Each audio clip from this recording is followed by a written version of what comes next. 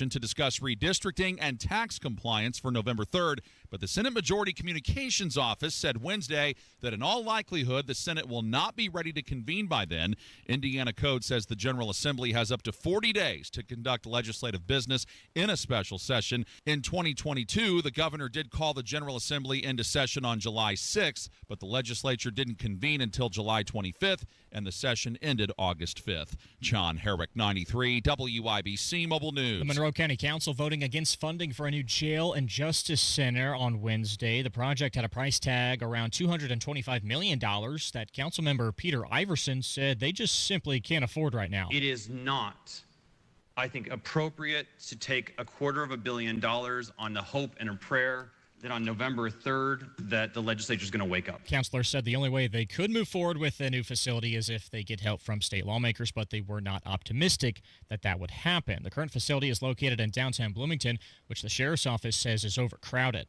The statewide average for gas today is $2.96 a gallon, according to Gas Buddy. In Indianapolis, the average price falling to $2.91 for today. And the Indiana Pacers up big in the first half, but couldn't hold on to the lead in the second half to the Dallas Mavericks. They lose 107-105. Head coach Rick Carlisle. Yeah, I mean, the effort was terrific. I thought our effort all night long was very, very good. There were some times we got stagnant offensively, and we must not allow that to happen. Pascal Siakam and Jarris Walker led the way in scoring with 20 or more, but that's 4 losses to start the season for Indiana. They have Atlanta at home on Halloween night.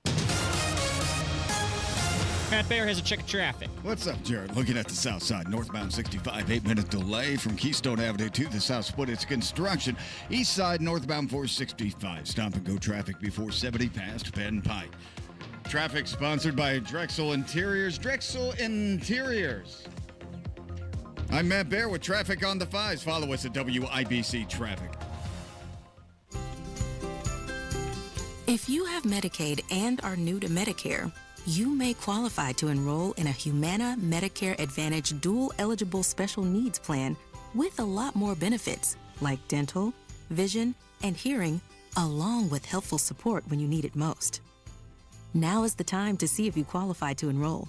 It only takes a few minutes to find out if you're eligible. Our licensed sales agents are ready to help you understand your options. So this Medicare planning season, we can help you plan well. Learn more at humanaduals.com. Humana, a more human way to healthcare. Humana is a dual-eligible special needs HMO SNP plan with a Medicare contract and a contract with the state Medicaid program. Enrollment in any Humana plan depends on contract renewal.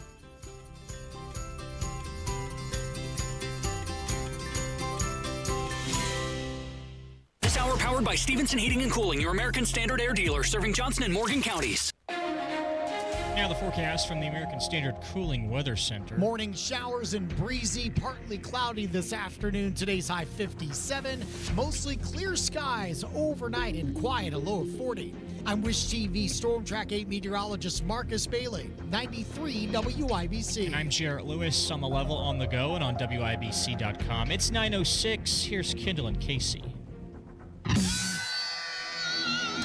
You're listening to Rob Kendall. When we talk about sending money somewhere, we're talking about printing the money because we have no money. And Casey Daniels. My government would never lie to me, would they? On 93 WIBC. Well, the special session is off to a fabulous start. I don't think it's off to a start at all, actually. Oh, you're right. They don't even know when it's going to be off to a start. Yeah, they had, Governor Mike Braun had announced that it would be November 3rd. Right.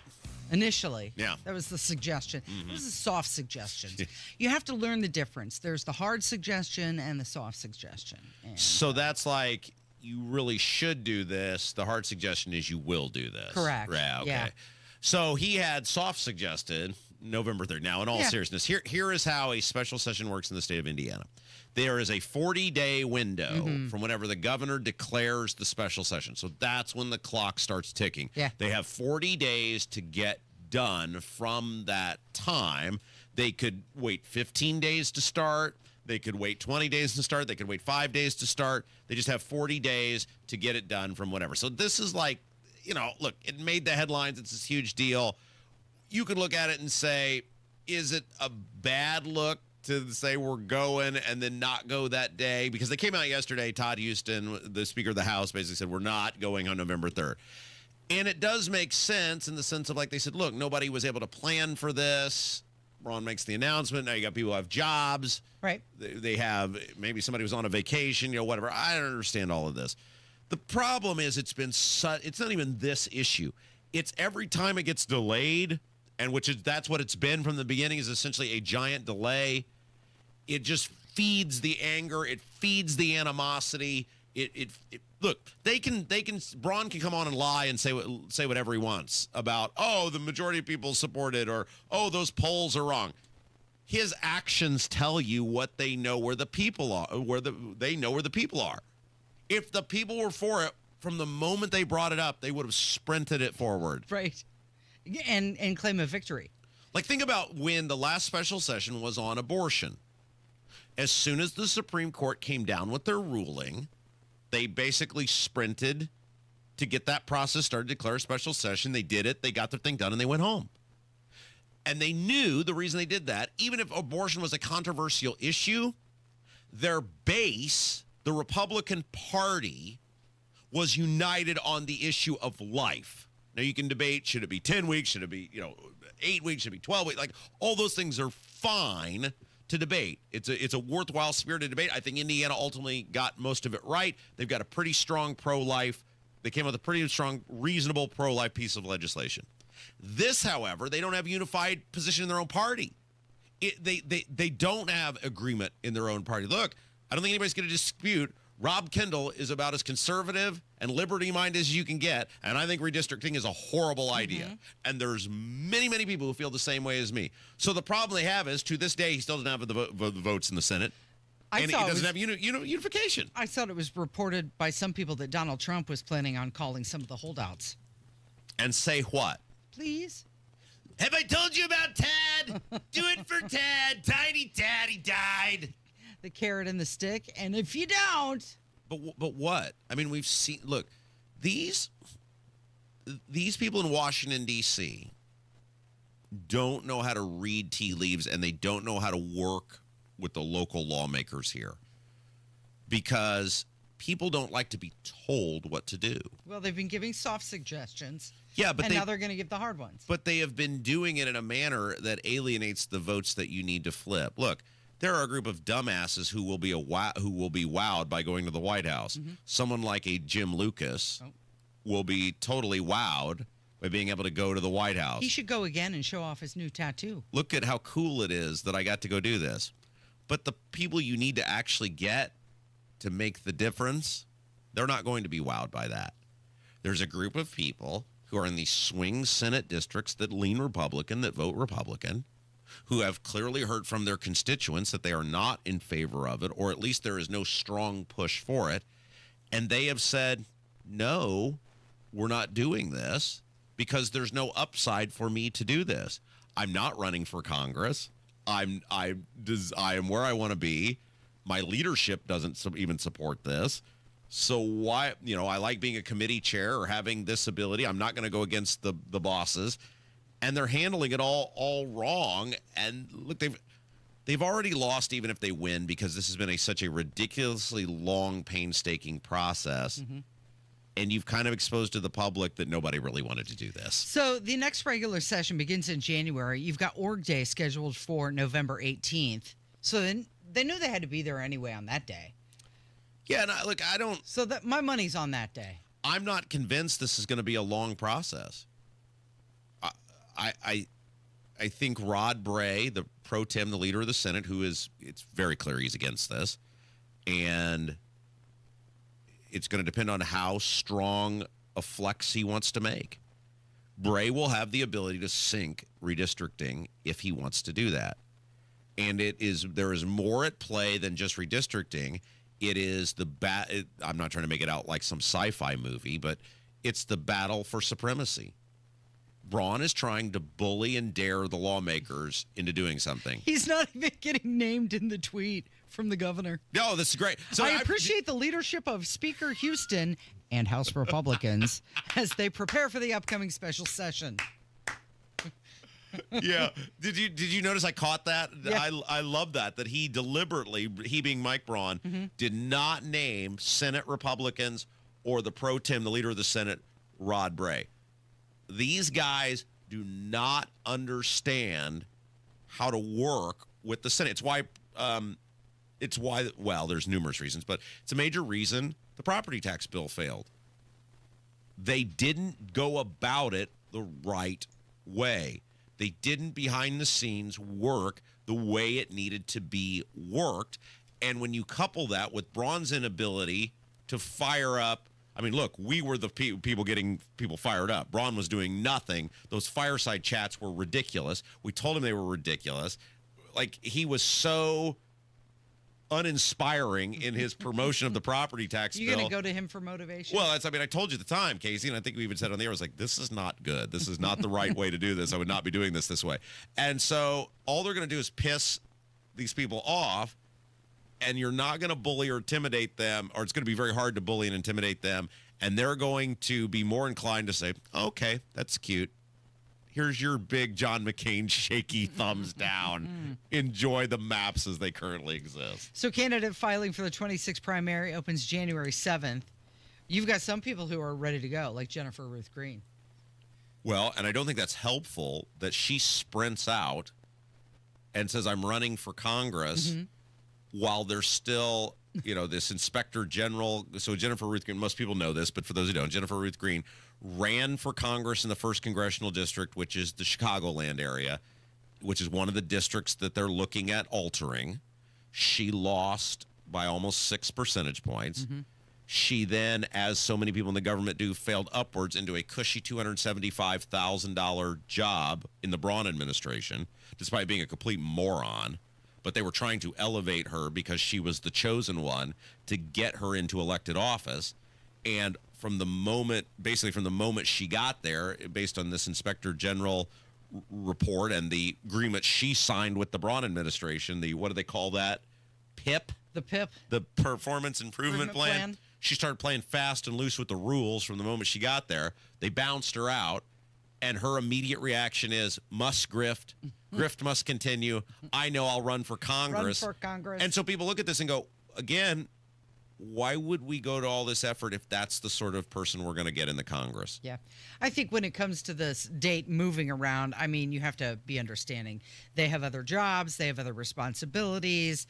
They have a life outside of being legislators. They're part-time. Yeah, they'll get to it. Yeah. And most likely on November 18th. It's one of these things where it's newsworthy because it's going to be a monumental event in this state, no matter what happens. I mean, look, it's fascinating because either one of two things is going to happen. There is no middle ground on this. Either you are going to see an altering of congressional maps, which will change the political landscape in this state, likely netting 2 Republican seats in the short term, or you will see a colossal, embarrassing failure for the governor of the state of Indiana, the likes we have never seen in the state. It's going to be fascinating to see what comes of this, and those are the only 2 outcomes that can be of this. I am enthralled on what's going to actually happen, and I have no gut feeling on it either way. It's very rare I'm in this position, but I have no gut feeling because... Well, that shows you the lack of passion. Yeah, because on one hand, I can't see them letting Braun... Well, I can't see Braun being this brazen about it with it failing because he will be done. Just pack it up. He might as well just... I mean, I don't want him to do that because then Beckwith would be in charge, but he might as well just... Like, those mob bosses that are put out to pasture and they just spend their days... playing cards while someone else runs the family. He might as well just become that because he's done if this fails. But I can't both of these outcomes. But I also can't see Rod Bray just rolling over and playing dead for this guy, and he is essentially trying to big time him. The governor's trying to big time the leader of the Senate and bully him, and I can't see Rod Bray going for that either. I'm so excited for this, Casey. We've got drones, candy, and casinos. We'll talk about those things coming up from 93 WIBC. Tony Katz. You want to know why people don't trust the government? Coffee's bad for you. No way coffee's fine. Eggs are bad for you. No way eggs are fine. Steak is bad for you. No wait, kale is bad for you. People who eat kale all the time, you're leading miserable, terrible lives, and we see you. My cheekbones, by the way, are all the way up. You just can't see them because I'm so happy. You know how I got happy? Steak. Tony Katz, mornings 6 to 9 on 93 WIBC and WIBC.com. Transform your home with Galaxy Concrete Coatings. You can say goodbye to cracked, stained, and dirty old floors and hello to durable, stunning surfaces that last. Their cutting-edge technology ensures a beautiful finish every time, and you get to pick out the color. Upgrade your home today by calling Galaxy Concrete Coatings. They're for garage floors, driveways, pool decks, and patios, and they come with a lifetime warranty and one-day professional installation. The phone number 877-417-0635. You can find them online too. GalaxyConcreteCoatings.com. Change is always happening. It's part of life. And when it comes to music, change is all around us. Songs are rewritten, classics are remixed, bands and artists come and go. Even our taste in music changes. Here at Xfinity, we know there's still good in keeping some things the same. That's why we want to do our part with a 5-year price guarantee on our internet. It means no matter what changes, you get 5 years of the most reliable Wi-Fi with our best equipment included for a price that stays exactly the same. Surprised? Life is full of them. One internet price, 5 years, guaranteed. Learn more at xfinity.com/deals. Restrictions apply. New residential customers only. Taxes and fees extra and subject to change. Most reliable Wi-Fi based on Open Signal Awards USA. Fixed Broadband Experience Report, August 2024. Pat Sullivan here with a weather update. It's October, and we still have no clue if your AC should be blasting or your furnace needs to start kicking. Better have both prepared with a $49 AC unit and furnace maintenance from Hope Plumbing, Heating, and Cooling. Is it sweater weather or tank top weather? Nobody knows. But we do know that you can ensure total comfort inside your home for only $49. Call my friends at Hope Plumbing, Heating, and Cooling today. Hey, listen to this. All I needed was a new starter. Got a great deal on eBay. Did it myself. Yeah, that's cool. But how about the soft purr of an upgraded exhaust when it fits just right? For me, it's the little things, like these new windshield wipers from eBay I installed. From small fixes to big upgrades, eBay has all the parts you need at prices you'll love, guaranteed to fit every time. eBay, things people love. Eligible items only. Exclusions apply. This is Sammy Terry, encouraging you to visit IndianaUnclaimed.gov. There you can search for any unclaimed pleasant nightmares that are waiting to be claimed by you. Indiana Unclaimed returns a wicked $1 million every week to Hoosiers across the state. Now go, my goblins. It's fast, easy, and free to search. Visit IndianaUnclaimed.gov today. 30 to 50% off all container trees and shrubs at Sundown Gardens in Westfield, 186th Street and Spring Mill Road, sundown.gardens.com. Hi, this is Richard Stevenson. Is your furnace ready for the winter? Give us a call, 317-557-8532. Stevenson Heating and Cooling is your independent American Standard air dealer. Viva Las Vegas. Viva. Hot take. Yeah. It's one of my favorite Elvis songs. Is it really? My dear friend Shane, who runs the radio station in Brownsburg, he is a massive Elvis Presley fan, and he hates that this and Follow That Dream are my two favorite Elvis songs, because any real Elvis fan hates movie Elvis. Oh, movie Elvis is fun. Although, if you go back and watch old Elvis movies, many of them are highly inappropriate by today's standards. Yes, they are.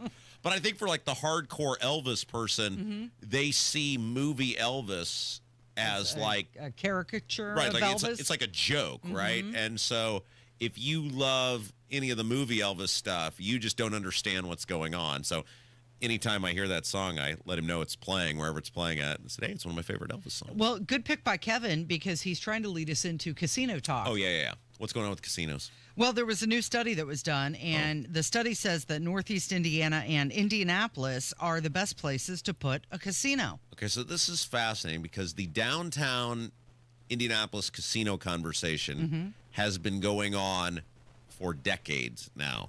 Like, I remember once upon a time, I had suffered a serious head injury and was pondering running for the state Senate in Indiana. And one of the things that it's funny that Wait, what? it was great. We had an army of people. We were going to storm the Bastille. It was going to be awesome. And then just I had various encounters. I mean, I've told this story, right, about a very high-profile lobbyist this meeting changed my life, where I was like, was a major power player in the state, and scheduled this meeting with this guy. It goes great. He's telling me about, hey, we've looked at all the things you've done. We think it's phenomenal. We think it'd be great for the state to take that local stuff and bring it to state level. We love the tax cutting. We love the infrastructure and all this stuff you did, the reforming of government. And it just had this great thing. It's like, I'm thinking, all right, man, I got all these people. It's going to be $1 gajillion in the war chest. You know, whoa, I might even have an opponent. People might just all cry, mercy and quit. And then he goes, okay, now we got to talk about the issue. And, I didn't know there was the issue. And he asked me about a very specific thing and says, well, what's your opinion on that? And it's like nothing that even come up on the radar yet. I said, well, I don't know. I don't really have one yet. And he goes, well, whatever your opinion on that issue is going to decide whether I support you or not. Wow. And I said, well, let me tell you what your opinion I will never forget be. Sit at this table, look at this guy. Wait a second. You're telling me all this stuff you've told me for 2 hours and how great I'm doing and blah, blah, blah. But if I have an opinion that you don't like on this issue. Yeah. And they made very clear what the opinion that they would like on the issue was. Right. You're not going to support me, and you would support the other person who you admit just totally sucks at the job they're currently doing. Else. Yeah. Yes. Oh, wow. And I said, how does that work? And he said, well, because then you'd be messing with my money. There and he said, I can't stand for that. He said, I love my state and I love my country, but I don't love it enough to mess with my money. And I walked out of there, and I'll just never forget this, and I just said, this ain't going to be the thing for me because I'm going to mess with too many people's money. We're done here. But anyway, point of all this was I remember this was been, 10 years ago that I was pondering doing this. And I was saying, our gambling laws are really screwed up. Like, just totally naive on all this, right? I was like, the gambling laws are really screwed up. Why don't we just have a casino in downtown Indianapolis? Like, let's just pick a really tall building and put it on the top of it. And think of all the money we would make. And I remember this was not a gambling lobbyist, but a lobbyist. This was a totally separate conversation. And it was like, remember in, what's the Chris Farley movie? Is it Black Sheep? Where he gets stoned and goes on stage with the Jamaican singers and starts shouting all sorts of totally inappropriate stuff. And like, they're all fired up that he's up there because he said all stuff, and then he just says horrible stuff, and they start going, no. That was this guy. I said, why don't we just put a casino on the top of a very tall building in Indianapolis? And the guy goes, no. And I said, why not? He goes, the gambling lobby people will hate you. I was like, why? It's gambling. He said, because it'll interfere with all the other gambling stuff that they have. They depend upon separation of these gambling establishments because it forces people to go to these establishments. All of these casinos, which are mostly separately owned, it's sort of like territorial, right? You don't impede on mine. I don't impede on yours. You got this corner of the world, whether it's Anderson or Shelby, whatever, right? Like, we've all got our own little piece of the pie, and we don't interfere with each other, and we make it so that people in that area have to go to our thing. I was like, this is my corner. Yeah, you can have that corner, but not my corner. And I look back at this now, like, I was so naive to all of this because I was learning as I was going. I was like, so wait a second. They'd rather screw the state and cost the state all this revenue and development and taxes to protect the lobbies? It's a very powerful lobby. And he was like, yes, idiot, this is how this works. We're in it for us. Yeah. We're not in it for anything but us, and we're in it to make money. I will never forget that. And that's how long this conversation about a casino going in downtown India, I mean, it was going on for years before that, too. It will never happen. There is no way the gambling lobby will ever allow a casino to go in downtown Indianapolis. Spectrum Gaming Group conducted this study, and they were identifying different zip codes with the highest unmet gaming revenue potential. Yeah, right? they want it. Their two proxy points for relocation were Downtown Indianapolis, and I love it how they describe it, the Indiana State House area, because that's a wise choice. Hey, why not? They're gambling with our money every day. That was chosen for proximity to convention center and sports venues. The other location, Northeast Indiana near Auburn. And they said that's because it's close to Fort Wayne and could also attract Michigan visitors. But they tried to do that. Didn't they try to do that the last legislative session? And the people came out and were outraged and basically struck the idea of putting a casino up there, struck it down. Anyway, that was just when you told me we were going to do that story. I just so remember those conversations, and that guy. I would be just being like, "This is a simple solution. Let's just put on the top of the tallest building. It'll be fun." Yeah, it was like just a big, beautiful casino. Think of all the revenue. No. So right now, Indiana currently has access to 32 casinos. 14 of them are in-state, and 18 are near neighboring states. Okay, let's take a break. When we come back, our old pal Jacob Stewart, columnist for the Indy Star, is going to be with us. There's a new group forming, and in Indiana. Their focus is immigration, but not only targeting illegal immigration, right? They are very concerned about legal immigration. And this is you and I have had this conversation before, that the legal immigration. J.D. Vance was talking a lot about it last night. It's got to be looked at because we have serious problems with legal immigration in this country as well. We'll talk about it with Jacob Stewart next. Kendall and Casey Show, 93 WIBC. Hi, this is Denny Smith, and it's time to get ready for spooky season by eliminating all of that spooky dirt, grime, and spills. Halloween brings out the best in people, but it also brings out some pretty scary crud from all the foot traffic. How about having Zero Res help you take on all of that with an unbelievable October special? Get 3 rooms Zero Resified starting at just $129 and 15% off dryer vent and air duct cleaning too. Now that's some serious savings on the carpet cleaning. And remember that your air ducts are where the really spooky stuff is. Yikes! The Zero Res service for your carpets, floors, dryer vents, or air ducts is easy to line up, and you can go online at ZeroResIndy.com to do the scheduling at your convenience. I love these folks, and don't forget the ZR Water difference. No soap, no residue, no harsh chemicals, leaving things really clean. Now mention WIBC and get 3 rooms of carpet cleaned starting at $129 plus 15% off dryer vent and air duct cleaning too. Call 317-388-5141 or book things online at ZeroResIndy.com. Looking for a cozy spot to relax, work, or grab your coffee to go? LC Coffee House in Noblesville, Indiana has you covered. Try our indulgent affogato, a sweet blend of espresso and ice cream. Or sample our coffee flights to discover your perfect brew. In a rush, our drive-thru is ready to serve you fast and fresh. Need a space to collaborate? We offer meeting rooms perfect for co-working. Whether you're grabbing a quick drink or spending the day with us, LC Coffee House is the place to be. 93 WIBC Mobile News. On the level, on the go. Trade talks with China this week. I'm Jarrett Lewis. Here's what's trending now at 9:30. President Trump says he will cut tariffs on Chinese imports after his meeting with Chinese President Xi Jinping in South Korea, citing Beijing's promise to crack down on shipments of chemicals used to make fentanyl.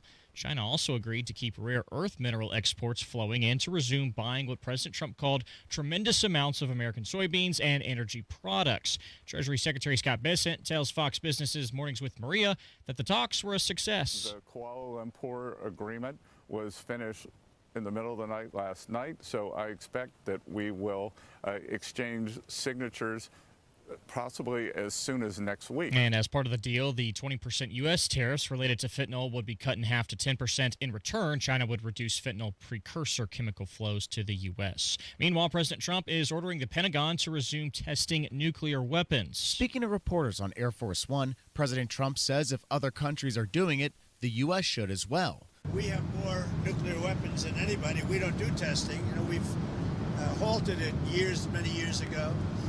But with others doing testing, I think it's appropriate that we do also.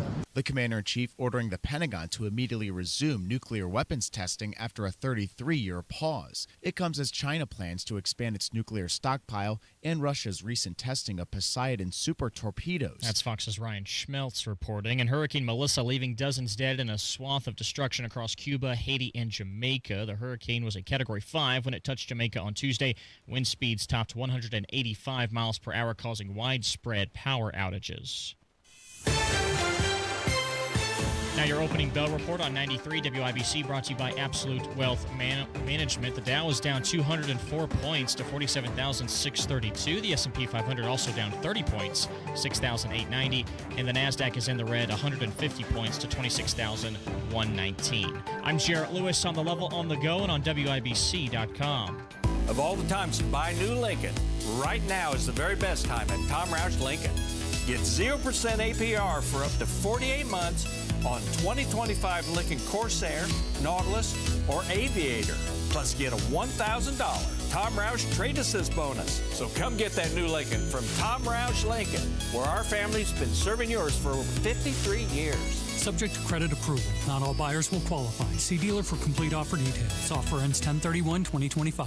The Attorney General's Office, reuniting Hoosiers with over $1 million in unclaimed property every week. Visit indianaunclaimed.gov or text Tony Katz to 46220 today.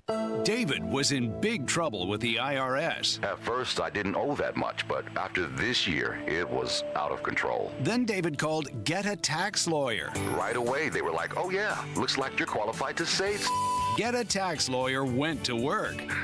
Should have called way sooner. Get a Tax Lawyer has helped thousands like David fight the IRS and get a fresh start. Call 800-745-3070. That's 800-745-3070. An official message from Medicare. Couple more minutes and we'll start this month's book club. You know, I usually love a plot twist, but this year I'm comparing my options during Medicare open enrollment. You can't assume your current health or drug plan is the best one for you. And you gotta make sure your drugs are covered. That's important. So is saving money. Review all your options at Medicare.gov. Open enrollment ends December 7th. Paid for by the U.S. Department of Health and Human Services.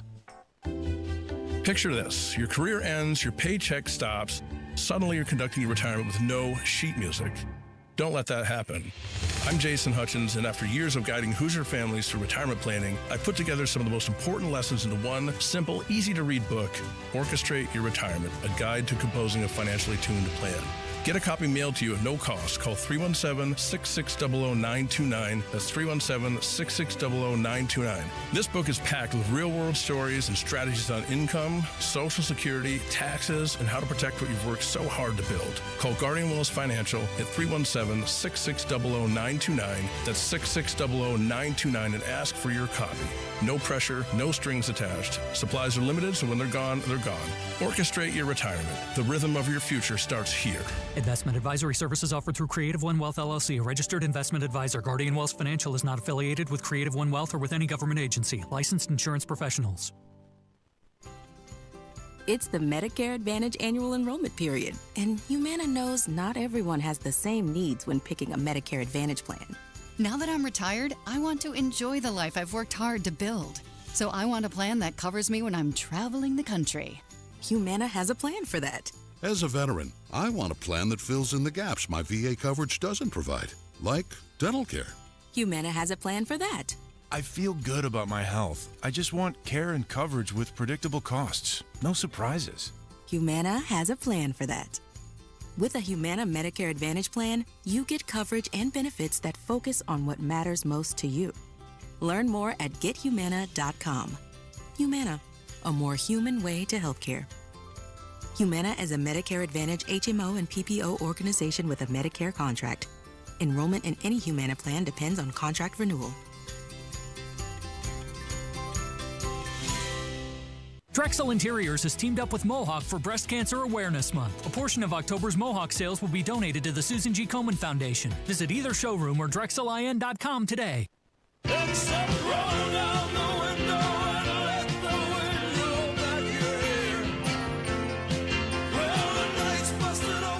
So there's a push in this country that's very prominent about curbing illegal immigration. Is legal immigration next? Our next guest says that could be on the horizon.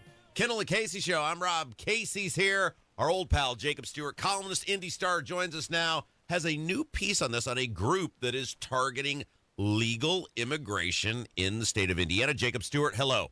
Thanks for having me on.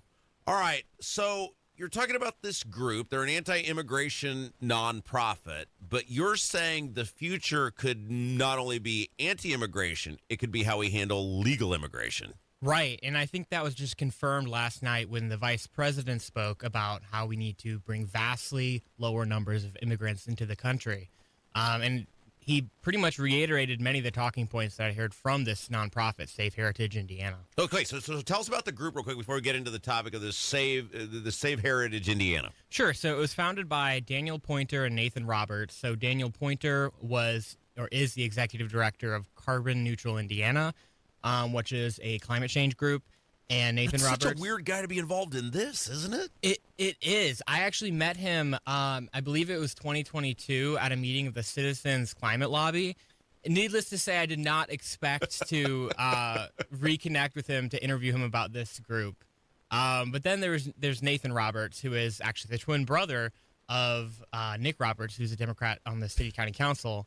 And everyone that I've talked to about this has said, wow, that must be some interesting Thanksgivings. Because they are literally identical twins, right? Right. And the one brother's a Democrat on the Indianapolis City County Council, and the other one is, I think it's fair to say, is very conservative, right? Right. Yeah. Right. Okay, so they have teamed up for this group, and their focus is on how we deal with people legally in the country. Right.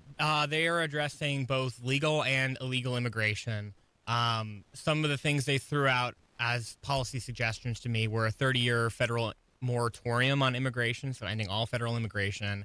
Legal and illegal.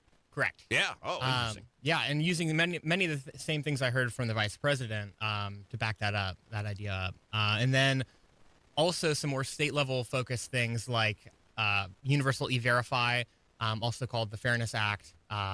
If you'll remember, Tom Homan was here a couple weeks ago at the State House. The border czar. Right. Yeah. He was discussing this very act because it's kind of been a quintessential piece of state-level immigration reform for the Trump administration. And so that's another thing that they said they support. And I really think that we had a bill this last legislative session that would have done so, that would have had this Universal E-Verify. And it ended up getting killed in the committee of Senator Liz Brown in the Senate. And I talked to some other people, and they kind of pointed to that as a reason why we shouldn't be shocked that a group like this is forming. Some people are perceiving that the legislatures is just not taking action that they should on what they perceive to be reasonable immigration reform.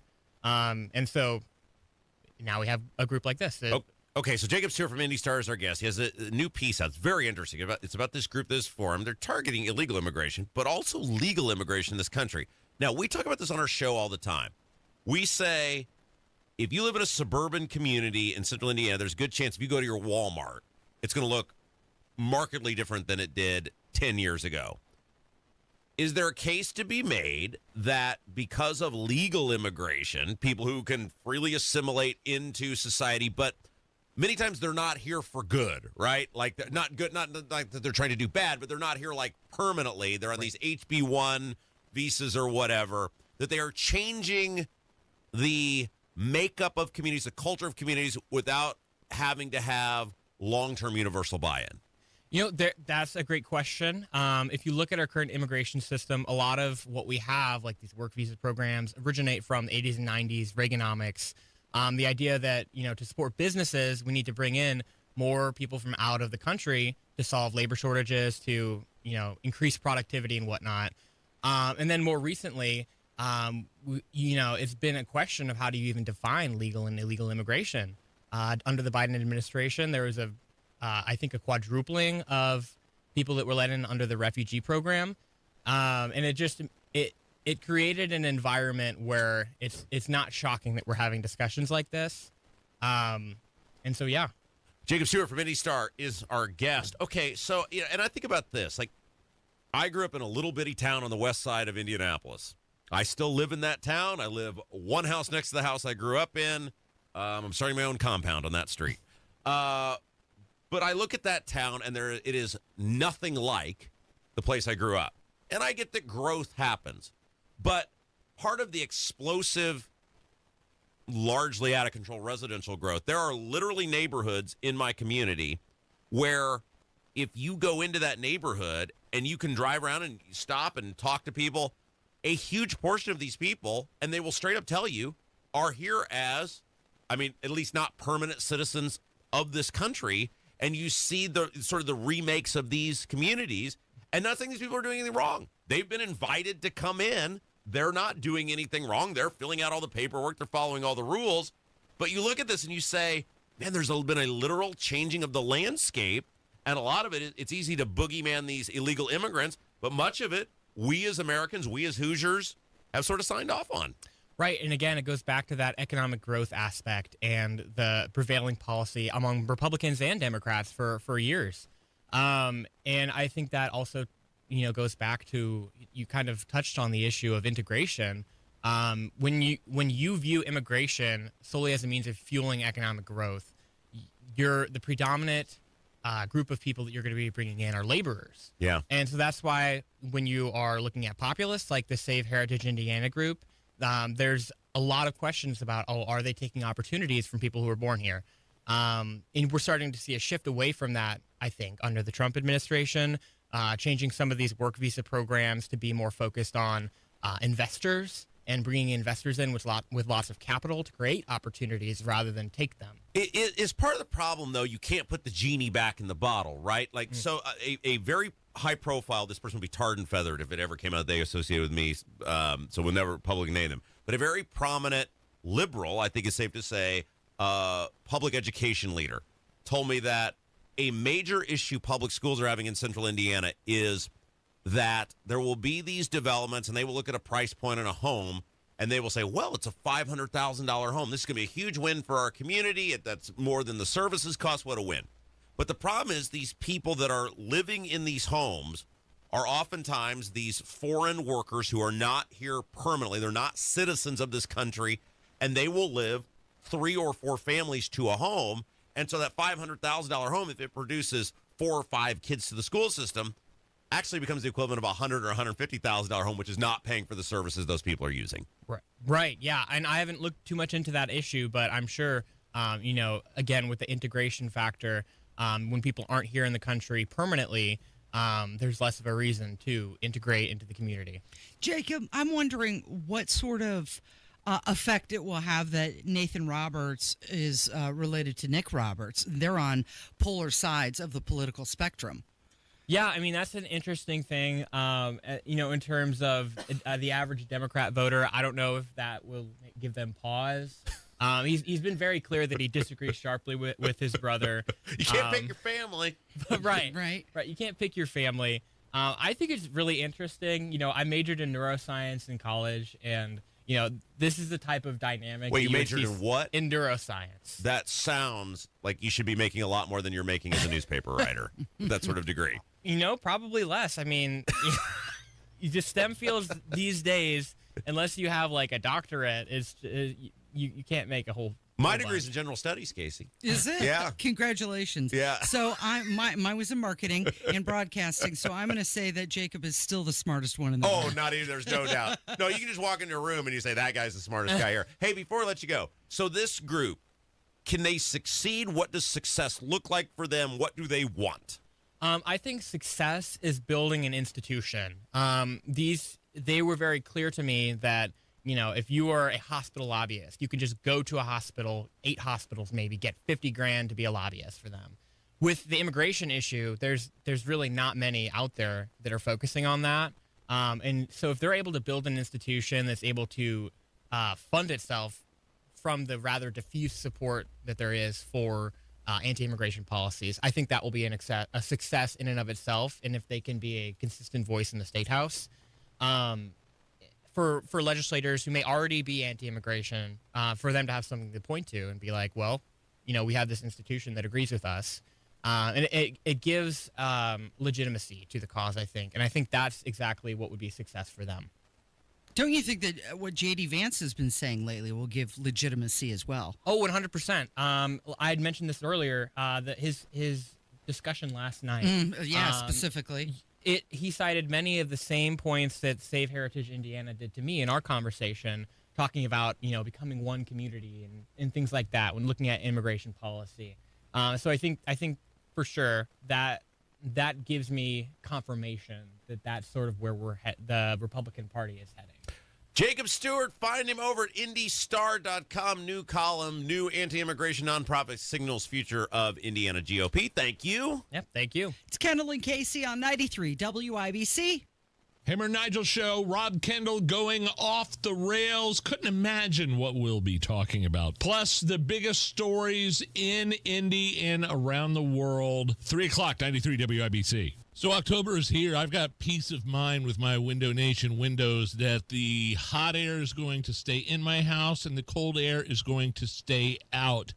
You can eliminate annoying drafts once and for all with top quality replacement windows from Window Nation, just like I did. And they got an awesome deal right now going on at windownation.com.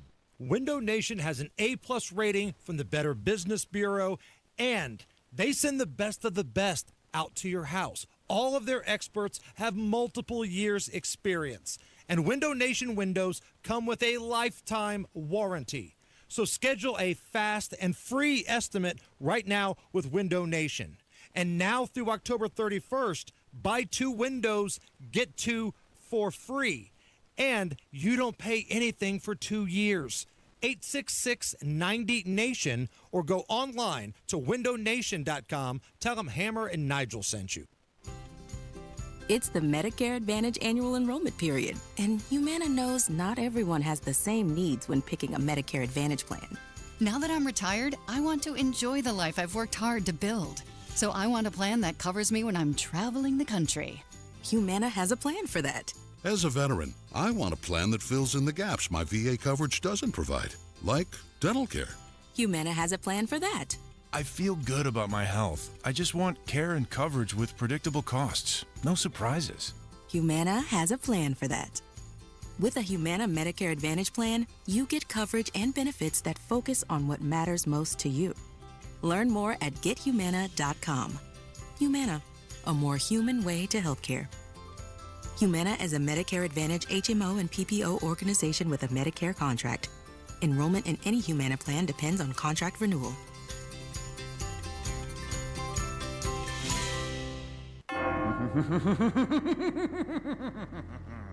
This is Sammy Tammy, encouraging you to visit IndianaUnclaimed.gov. There you can search for any unclaimed pleasant nightmares that are waiting to be claimed by you. Indiana Unclaimed returns a wicked $1 million every week to Hoosiers across the state. Now go, my goblins. It's fast, easy, and free to search. Visit IndianaUnclaimed.gov today. Hey guys, it's Rob for our friends at We Grow Hair Indy. If you're looking at the top of your head thinking, man, it's looking a little light up there, I'd like to get my confidence and my look back, call our friends at We Grow Hair Indy. 317-522-2995. It's 317-522-2995. Schedule your totally free, no hassle, no obligation consultation. When you do that, Darren and the gang, they're awesome. They're going to take a look at what you got going on. They'll say, okay, here's some things we can do that might be able to make that a little bit or a lot bit better. And then you make the choice from there. In the meantime, if you'd like to see some other people who made the choice to head over to We Grow Hair Indy and get their confidence back, real people, head over to WeGrowHairIndy.com. WeGrowHairIndy.com. Tell them Rob sent you. Oh, let's go! You're still glowing, flirting, grooving. You still got it. But your immune system weakens as you age, making it harder to fight flu, pneumococcal pneumonia, RSV, and COVID-19. Vaccines are a key part of any health routine and help strengthen your immune response. Ask your doctor or pharmacist which vaccines you need. Schedule in minutes at VaxAssist.com. Sponsored by Pfizer.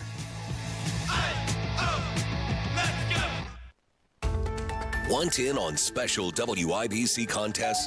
That is correct. Join the Text Club.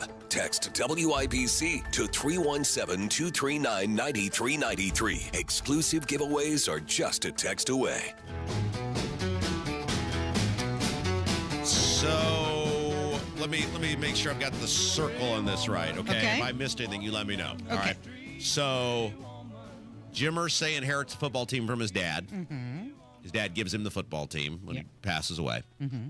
Then we, the taxpayers, give him essentially a free stadium.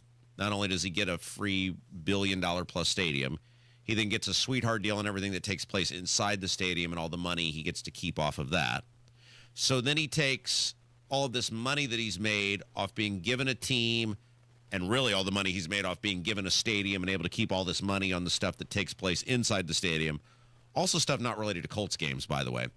And then he uses that money and buys a bunch of guitars and other music memorabilia because he's super into that with the money that he made off of us, the taxpayers, giving him a free stadium.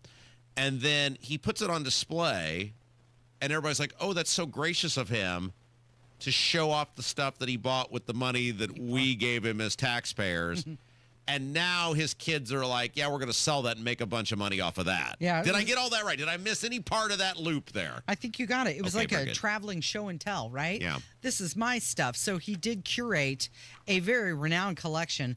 199 guitars and hundreds of historic artifacts. Guitar World magazine dubbed it the greatest guitar collection on earth. And, there were some people, because at one point they were talking about a museum or something, and people were saying, well, wait a second, you bought that off of us, the taxpayers, shouldn't it be here so that we can get some sort of benefit off of it? Because I don't ever recall him saying, thank you, taxpayers of Indianapolis and Central Indiana, for those tax increases that were enacted on you so that I could have this free stadium to make all this money and, well, basically free stadium. I think there may have been a little bit of the Colts participation in that. But have this free stadium or quasi-free stadium, and thank you for all the generosity from you. And no, I don't think I ever said that. He was like, just here's my fabulous stuff, and look at all this, look at all that I've acquired. Some people suggested maybe they make a museum downtown, and any of the tickets for the museum could go towards nonprofit, but that's not what is happening. The collection, which is valued at over $1 billion. What? Yeah, $1 billion. It's going to be auctioned off at Christie's, New York, starting in March. So they got $1 billion stadium, mostly paid for by the taxpayers. Then they got to make all that money on everything that happened in the stadium, paid for by the taxpayers. And then they bought all this stuff with the money that they made off of that, which is paid for by the taxpayers. And now they're going to make a bunch of money off of it again, and we don't get a little cut on that. Taxpayers don't get a little taste for saying, thanks for allowing us to have all this stuff. A portion of the proceeds are going to go to different philanthropic causes No. close to Ursay's heart. He said he was a steward of the collection, not an owner. And, I mean, some of the items are pretty incredible. Guitars that were played by John Lennon, Paul McCartney, and George Harrison, Jimi Hendrix, Prince, Jerry Garcia, Bob Dylan, Kurt Cobain, Eddie Van Halen, and Eric Clapton. He's also got other items from Elton John, Ringo Starr, John Coltrane, Miles Davis, Jim Morrison. Some more rare memorabilia, not music related, like an Apple II manual that was signed by Steve Jobs, Hunter S. Thompson's Red Shark convertible, Jack Kerouac's original manuscript of On the Road. Kevin, Jack Kerouac's original manuscript of On the Road. We've talked about that book before. Oh, nice. Different artifacts from presidents. Do you have some sort of little side conversation I wasn't privy to? I don't remember this conversation. Yeah, we did. We had a sidebar. Like, what's your deal with that? You guys like that book or something? Yeah, On the Road. It's a classic. That's one of your favorite books? It's one of my favorite I didn't know you novels. guys had any connection. Well, Casey said she was a big fan of it. Yeah, we read, Rob. I'm not sure I like this. I don't like you Books, guys Rob. having a connection. I didn't know this was taking place. I'll give you a copy of the book. There's different artifacts. No, some I'm more from- concerned about you guys getting along and having I points of know, commonality. I know. You like it when you're able to get Kevin to team up against me with you. Doesn't always happen. Sports memorabilia, movies, all sorts of stuff. And we don't get it. The taxpayers who provided him the ability to essentially make all this, most of this money that he's used to buy this stuff, we don't get any of that back. There's not like a little repay plan. As I mentioned, a portion of the proceeds are going to go to different. No, because his version of charity might not be something that I like or agree with. I'm talking about me, the guy who pays more every time I eat out in Central Indiana and the various other taxes that are associated with that stadium. Like, I'd like some of my money back since I fronted that. You know, that's how it works with the bank, right? Like, you give a loan, you front the money out, you pay it back, right? I'd like my money back since he clearly had enough to buy $1 billion music, guitar, memorabilia, etc. collection, I'd like my money back. Is that unreasonable of me to say I'd like the money back? Don't hold your breath. I don't believe that's coming. So Christie's is going to host free public exhibitions as part of the sale. And a lot of collectors worldwide. Don't touch the merchandise! They're all turning into Darren Ravel, right? They're like saying this is a once-in-a-lifetime opportunity. It's reported at one point he was offered $1.15 billion for the collection, but he turned that down a few years ago. Somebody should tell the family he would have wanted the taxpayers to have their money back. Right. These were his wishes. It is Kendall and Casey. It's 93 WIBC. Remind tonight.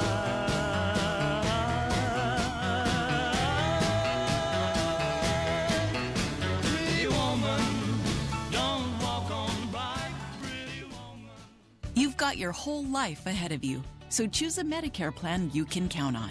And that's what you get with a Medicare Advantage plan from United Healthcare. With more than 45 years' experience serving its members, United Healthcare has plans with low monthly premiums that fit your life today and as your needs change tomorrow.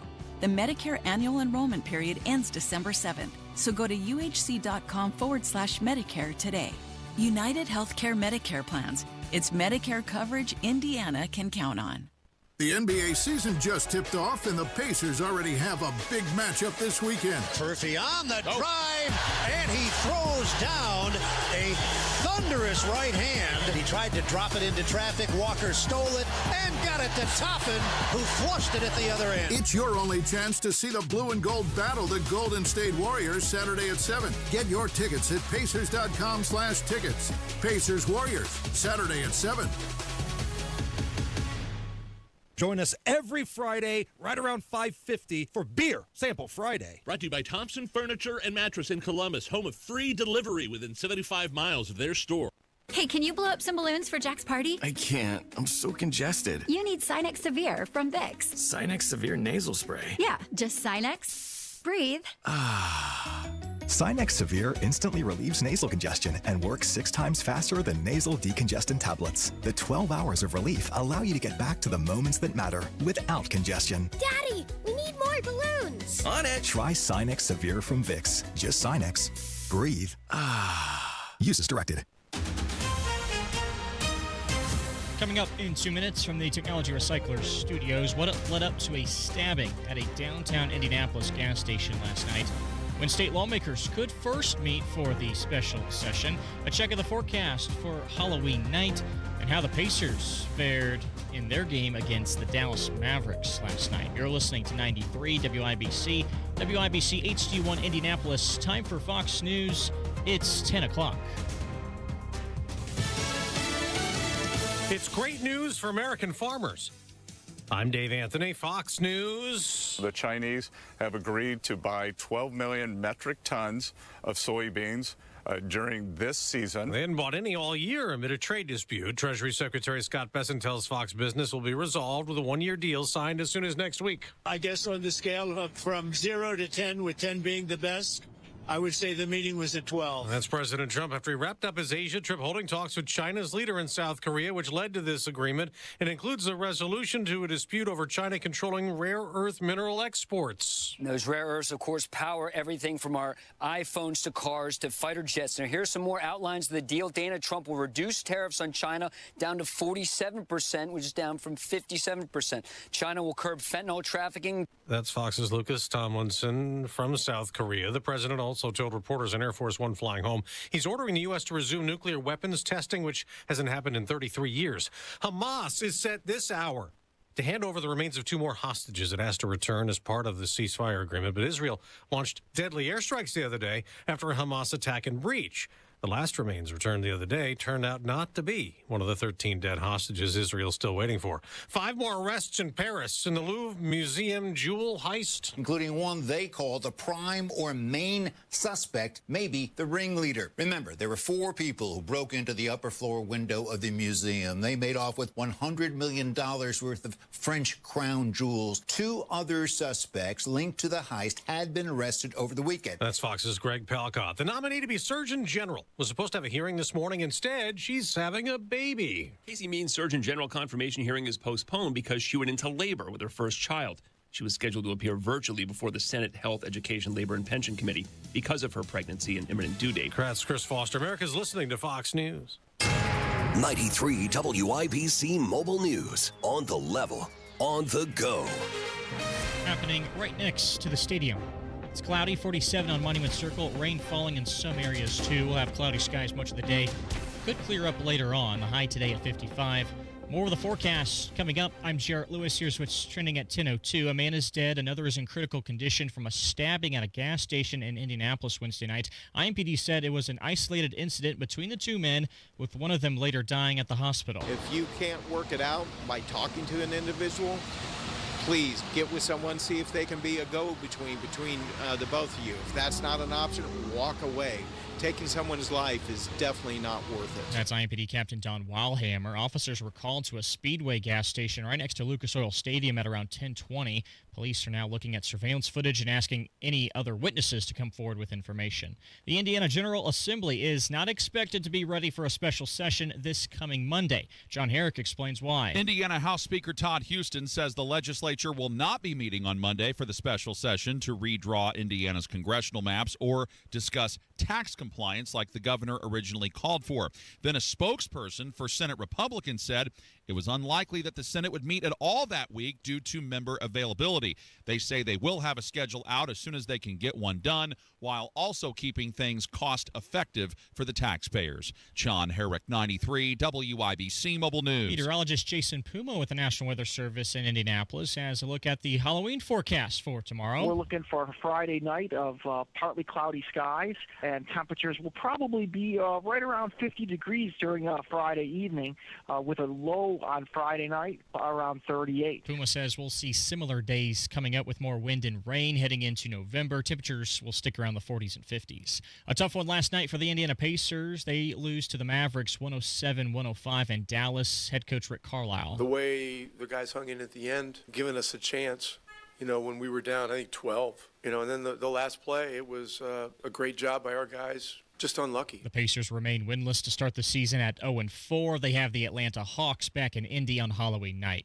And looking ahead to Saturday in Week 10 of college football, number 2 IU is on the road to take on Maryland. Notre Dame returns from a bye week for a road game with Boston College, and Purdue is in Ann Arbor to battle Michigan. I'm Jarrett Lewis on the level on the go and at WIBC.com. Kendall and Casey back in 1 minute. What if you had the smartest Wi-Fi? If you did, it'd be Xfinity, of course, and it'd come with their best state-of-the-art equipment. It would boost speeds to the devices that needed them most, prioritizing your most important connections, whether you were streaming, gaming, or gaming while pretending to work. And it would let you stream 4. That's right, 4 games on one screen. It would even power your mobile connection so you could bring faster, secure Wi-Fi speeds with you where you use it most. It would be proactive and fix problems before you knew you had them. Impressive, right?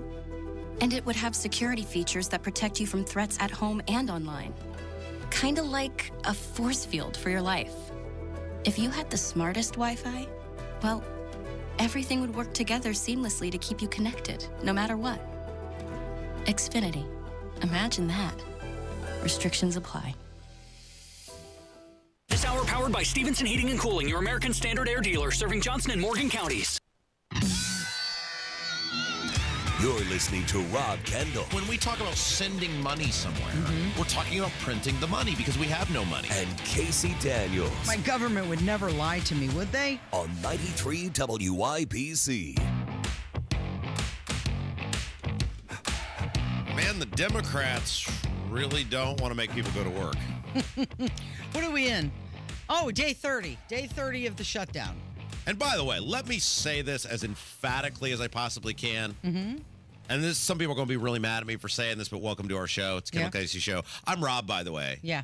Casey's not responsible for anything I say. That's true. Some people are going to be angry about this. I don't give a damn about these Obamacare premiums doubling because my premiums go up every single year, and not one person's ever I can't say that. No person's ever given a crap about me or me being able to pay for insurance. My wife and I are going through this right now. You know, you're getting in the season where the companies are sending you the info. Yeah, the open enrollment starts in what?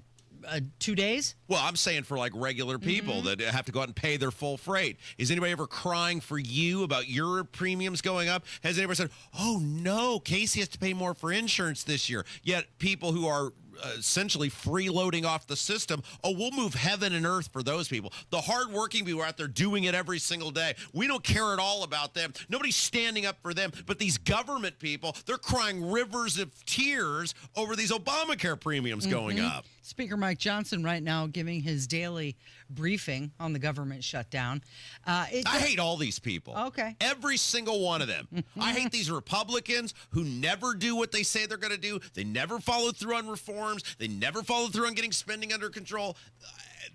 We're going to just have it's what level of larger government are we going to have? That's what this is about, because the baseline of what the Republicans are fighting for is the same government we already have. You know the Democrats are going to get something out of this. They're not going to cave and get nothing over the long term. So we're just fighting for what sort of larger, more expensive government are we going to have, which is going to make everything more expensive. Well, the frustrating part about this is passing the continuing resolution is not the time to debate policy.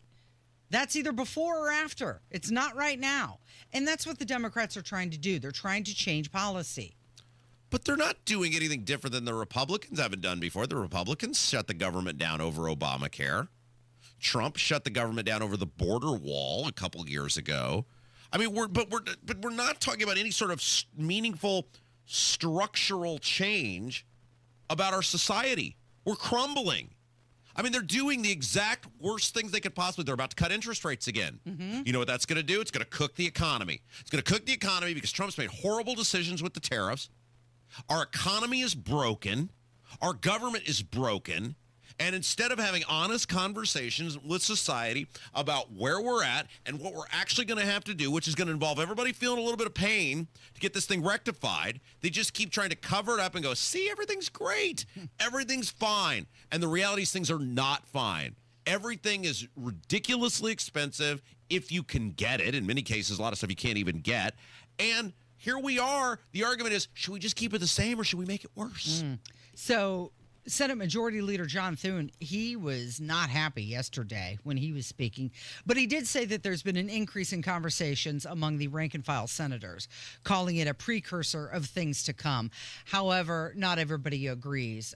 Senator Tom Tillis from North Carolina said he hasn't seen any evidence of any formal negotiations. It's just more rhetoric, more back and forth.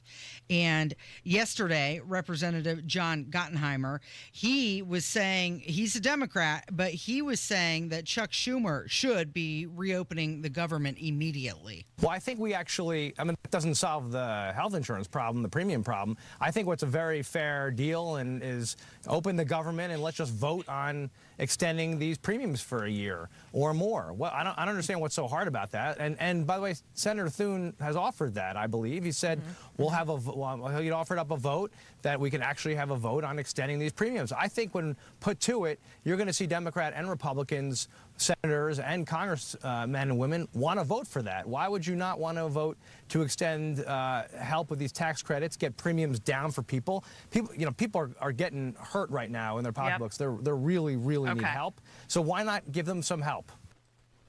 So you had Senator. What about my help? Yeah. When does anybody care about me and my family? I go to work every day. I pay my taxes. I abide by all applicable rules and regulations. Nobody ever cares about us. They're always focused on these little pocket groups of people.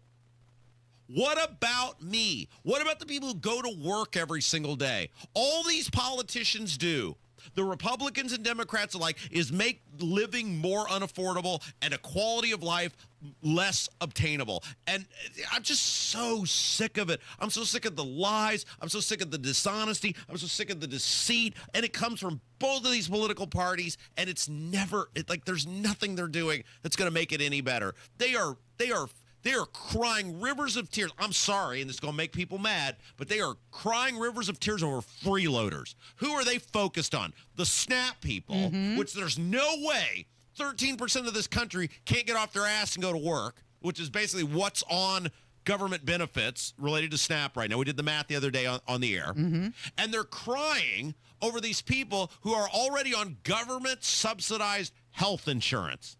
That's it.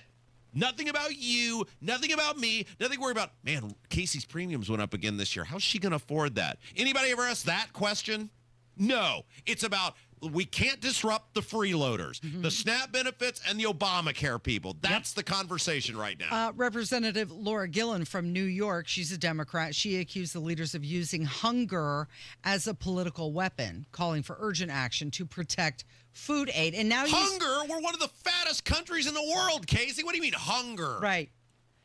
Isn't it incredible? And you see all of these people coming out saying how they're going to lose their SNAP benefits, and it would be okay if they skipped a meal here or there. Hey, Chubby, get off the couch and go to work. I'm so sick of this, Casey. I have so reached my limit with this.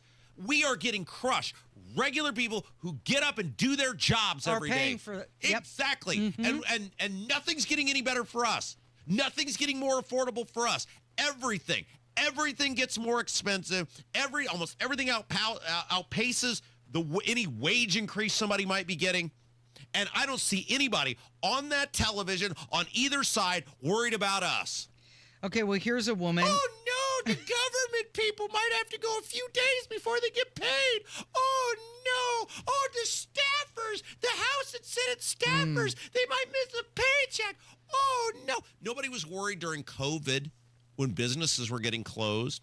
People had put their lives into making businesses, many of them never to return. Nobody cared about that. Nobody was worried during COVID when 1 million people got put out of work in the state of Indiana. Nobody cried for them. Nobody worries each month about whether you're going to be able to make your mortgage payment. Nobody worries about any of this stuff. You know what they worry about? They worry about the government. All the stuff that's associated with the government workers, the people on the government benefits. That's what they focus on. Nobody ever cares about us. Listen to this woman. She's very upset that she's going to be losing her benefits. And check out her math. I just learned that I don't get to eat this month. I don't get my food stamps this month because a mother in the White House, an orange mother in the White House, wants a ballroom for $3 billion. I don't get to eat. What? My government is supposed to help me, not hurt me. Why is it hurting me? You're supposed to help yourself. It's not a $3 billion ballroom. And by the way, that's not being funded by taxpayers. So are you more upset about the people complaining about losing their SNAP benefits, or are you more upset about the threat of military not getting paid? Consider that. These are people who are putting their life on the line. Yeah, but you know what, Casey?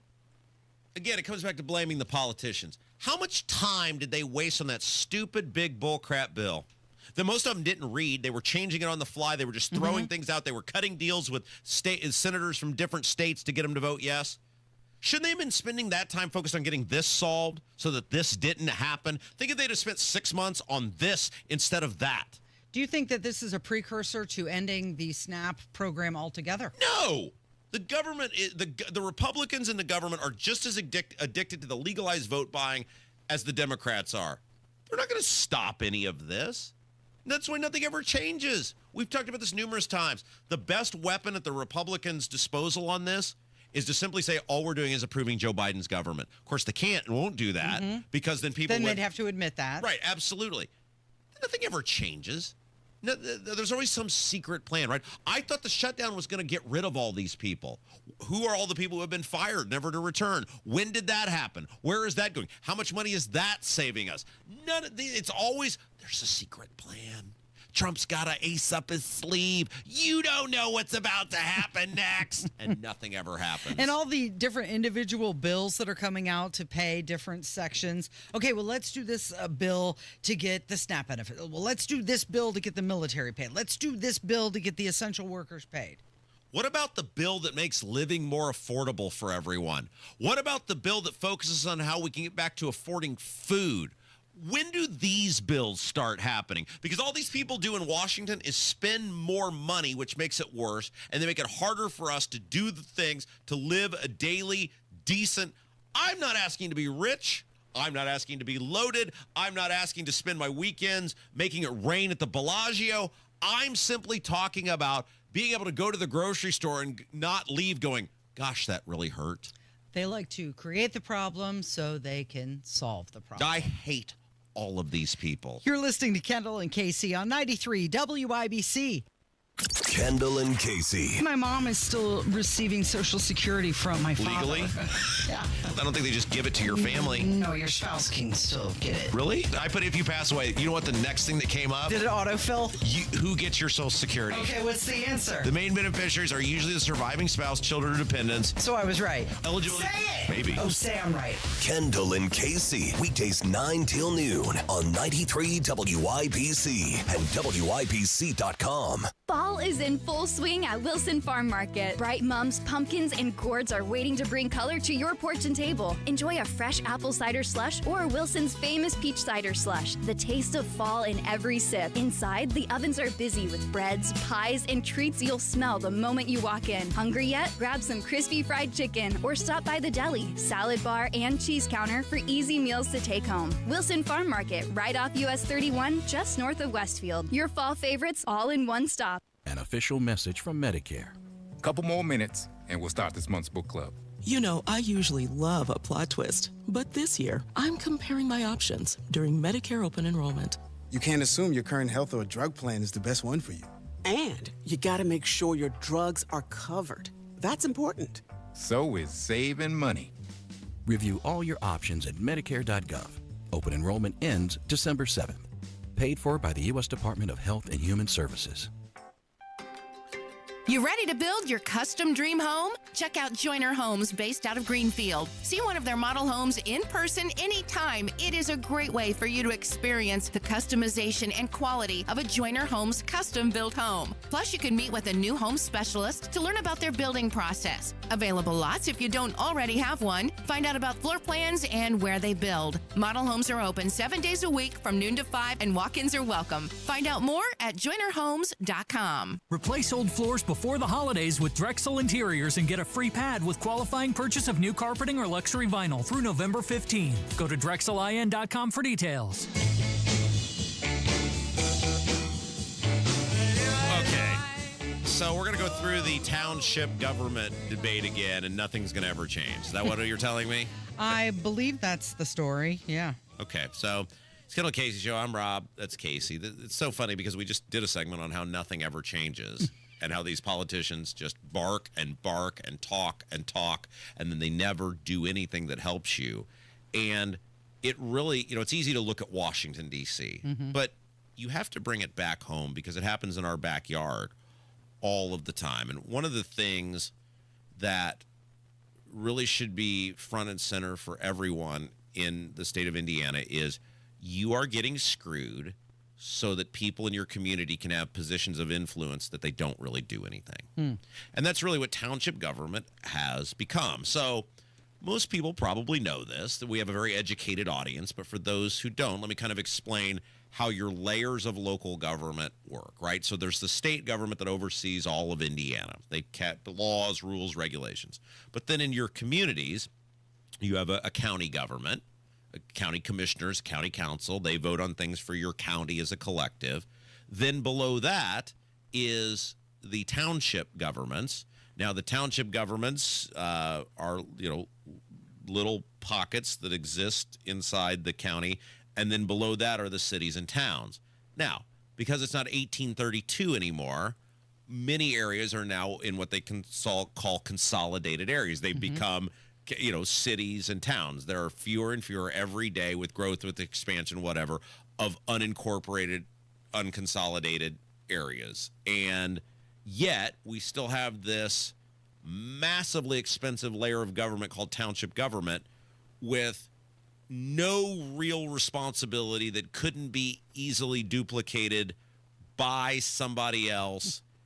And still, because our lawmakers are petrified of a lot of these township government people, because that's where they view their primary group of challengers, potential challengers to come from. They refuse to address this issue and, at the very least, revamp and reform township government to save everybody a whole bunch of money. Who's going to handle the fence dispute if there's no township government? So Governor Braun's office and some different lawmakers, they're kind of signaling, all right, it's time to do some reform. And it is actually something they may address in the upcoming legislative session. Bull. I love that. Let me just read this to you. A follow-up on Braun's property tax reform effort from this session. So Indy Star did a big expose on this. Haley Colombo and Marissa Mader talked about the township government. You know, it came out in the property tax bill hearing, and Ed Delaney, who's a Democrat, was really harping on this, saying, look, we have all of these layers of government, thousands of layers of local government. Literally, there are almost, 3,000 units of local government in the state of Indiana. You can't ever get meaningful tax reform while you have all of these units of government that are going to take all of this money. You have to reform the system. And when we're expressing frustration with this, because almost 20 years ago now, Mitch Daniels put together a bipartisan commission. It was Randall Shepard, the Republican Chief Justice of the Supreme Court, working in coordination with Joe Kernan, the former Democrat governor. And they formed a committee, and it was called the Kernan-Shepard Report. And what they did, this is, like I said, almost been 20 years ago now, they laid out very common sense, mainstream, bipartisan solutions saying, hey, if you guys do these things, it will reform local government in a way that not only makes it more cost effective, but more efficient and better service providing for the taxpayers. You know how many of those provisions of the Kernan-Shepard report got enacted, Casey? I'm going to guess 0. Yeah, basically zilch. It sat on a table, collected dust. They don't need another study. They don't need another committee. The document already exists. It would 100% work today. They can just open it up and go, hey, let's do this. But they won't do it, because these township trustees, the people who oversee the townships, are so powerful, and these politicians so fear them as their primary block of challengers at the state house and state senate level that they won't touch anything. Okay, so Governor Braun's spokesperson said that Governor Braun is passionate about efficiency at all levels of government. Oh, sure, which would include this. Now, let's look at some of the numbers, right? One of the things that townships handle is poor relief. And last year, $20 million was spent on trustee and board salaries. 3/4 of townships spent more on salaries than they did on assistance. 1 in 7 townships gave no assistance at all. There is not a single service that the township provides that could not be provided through another unit or layer of already existing government. Like, you know, you think about, so let's take the major ones, right? Police. Well, if you live in an unincorporated area, there is no township police department. The county sheriff provides that service to you. That's going to exist whether there's a township or not. The big one, the mega expense with townships, are these either fire territories or township fire departments. There is no reason, for the most part, that an existing municipality cannot provide service to these areas. Now, they're going to make the argument, well, we can get there faster than they could. Yeah, theoretically, if you put, a township fire department at a massive cost right in the middle of a township, probably true. But the same argument could hold for if you put a policeman on every corner, you'd be able to reduce crime. We don't do that. Why? Because the cost is astronomical. At some point, you have to get past the public safety boogeyman thing and go, yeah, okay, in this very rural area where there are very few runs, could you maybe get there 1 or 2 minutes faster? Probably, but at what cost are we subsidizing that, and why are we making people pay for that based on the low volume of runs that actually take place? It's no different than any other business or thing government should be doing. It's a cost-benefit analysis. The other things they do, they trim the cemeteries, the public cemeteries. You tell me, cities and towns couldn't do that. Weed removal. Oh, yeah, weed removal. They don't do snow plow. Snow plow's done by the county. They don't, the poor relief, you're going to tell me the the town or county, the clerk treasurer, that couldn't be administered by an already existing body. I mean, there is no reason in 2025, like in 1862 when people traveled by horse and it was a big deal to go from, to get into town. Sure. Could see why you'd need that. Could see why you might need someone local to be there. There is no reason for this stuff to exist in 2025 other than to empower this training ground, this breeding ground for our next batch of politicians. And that's what this is. It's taxpayers subsidizing the training and breeding ground for the next batch of politicians. OTJT, on the job training. Okay, well, here's something that you and Andrew Ireland, Representative Ireland, agree on, because he called township governance an absolute waste of taxpayer money. What's he going to do about it? He's good at talking, isn't he? Hey, we should do something about property taxes. That bill wasn't very good. You asked him, you going to bring something up in the session? Nah. I'm sick of hearing Andrew Ireland talk. Hey, no. He's going to talk about those signs, how excited he is about the signs that are going to be changed. Oh, we're going to go back to the crossroads of America. What are you going to do about the IEDC, Andrew? He did say he was going to propose some bills this upcoming session. Maybe this is one of them. What are you going to do about the IEDC? And he hasn't said a word that I've seen publicly about the IEDC audit that exposed hundreds of millions of dollars of corruption and conflicts of interest. I'm sick of seeing and hearing Andrew Ireland flap his gums. What is he going to do about it? Okay, how about Debbie Driscoll? She's the Indiana Township Association president, and she supports mergers over elimination. Is that a possibility? Well, that's fine. That may be a better solution, but there also should be mergers of school districts. I get that, 50 years ago, you took great pride in your community and, hey, we were the Tigers and you were the Lions and those guys were over there, the Bears, and we all wore different colors.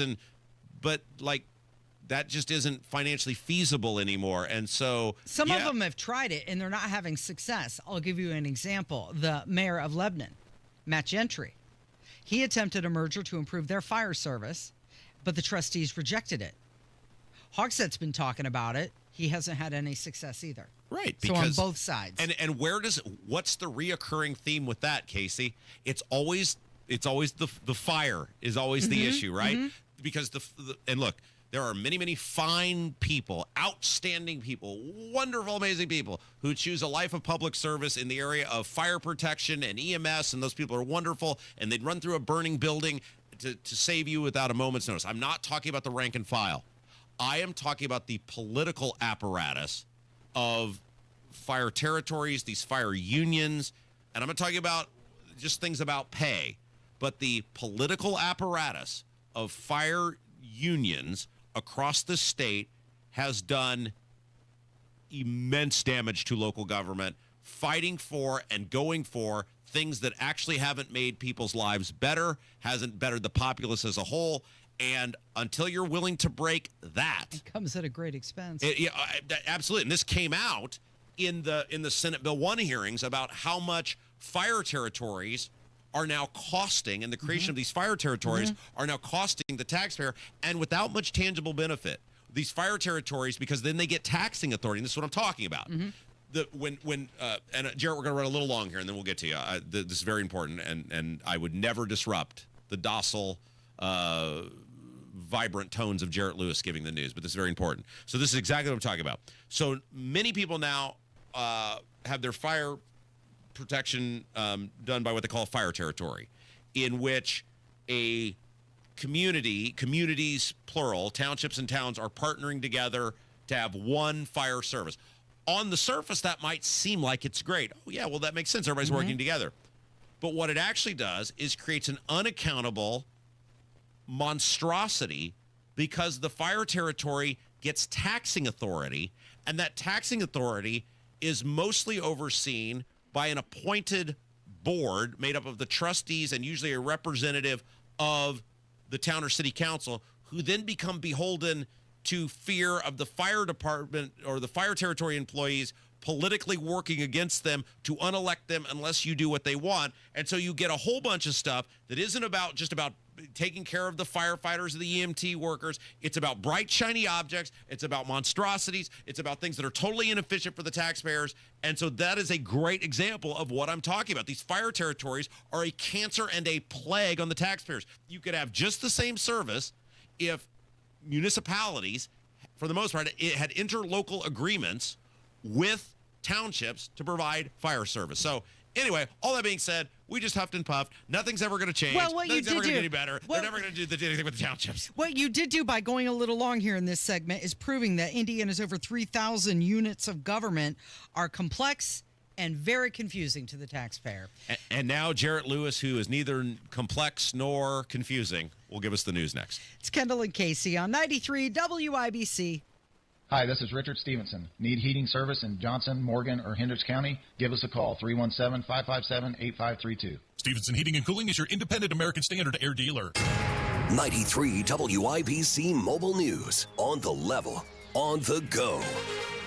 An ICE ruling in Illinois. I'm Jarrett Lewis. Here's what's trending at 10:32 now. Brought to you by Window Nation. The Trump administration's immigration crackdown scoring a legal victory in court on Wednesday. A federal appeals court blocked an order that would have required Border Patrol Commander Greg Bovino to give daily updates on Chicago ICE operations. Bovino will no longer need to make that scheduled nightly appearance here at the Dirksen Federal Building. He had arrived for his first appointment yesterday when things got off track. Chicago police say there was a suspicious package in the Dirksen Federal Building. They treated it like a bomb threat. And before that was resolved, the decision came from the U.S. 7th Circuit Court of Appeals, with DOJ attorneys essentially arguing that Judge Sarah Ellis' order that he make that nightly appearance was an extraordinarily disruptive requirement that far exceeds the recognized bounds of discovery. Fox's Mike Tobin reporting local officials have accused ICE agents of violating the law and inciting violence in their communities. The New Jersey governor's race is heating up with less than a week to go until Election Day, as both candidates are getting big endorsements on the campaign trail.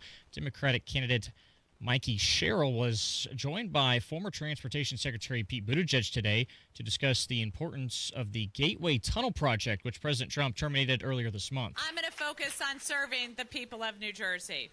That has always been my North Star, and that is what I'm going to continue to fight to do. Sherrill says her opponent, Jack Ciattarelli, is too focused on not upsetting President Trump and not focused enough on the issues facing New Jersey residents. 5 more arrests announced this week, too, in connection to the jewel heist from the Louvre Museum in Paris. That makes 7 arrests in total.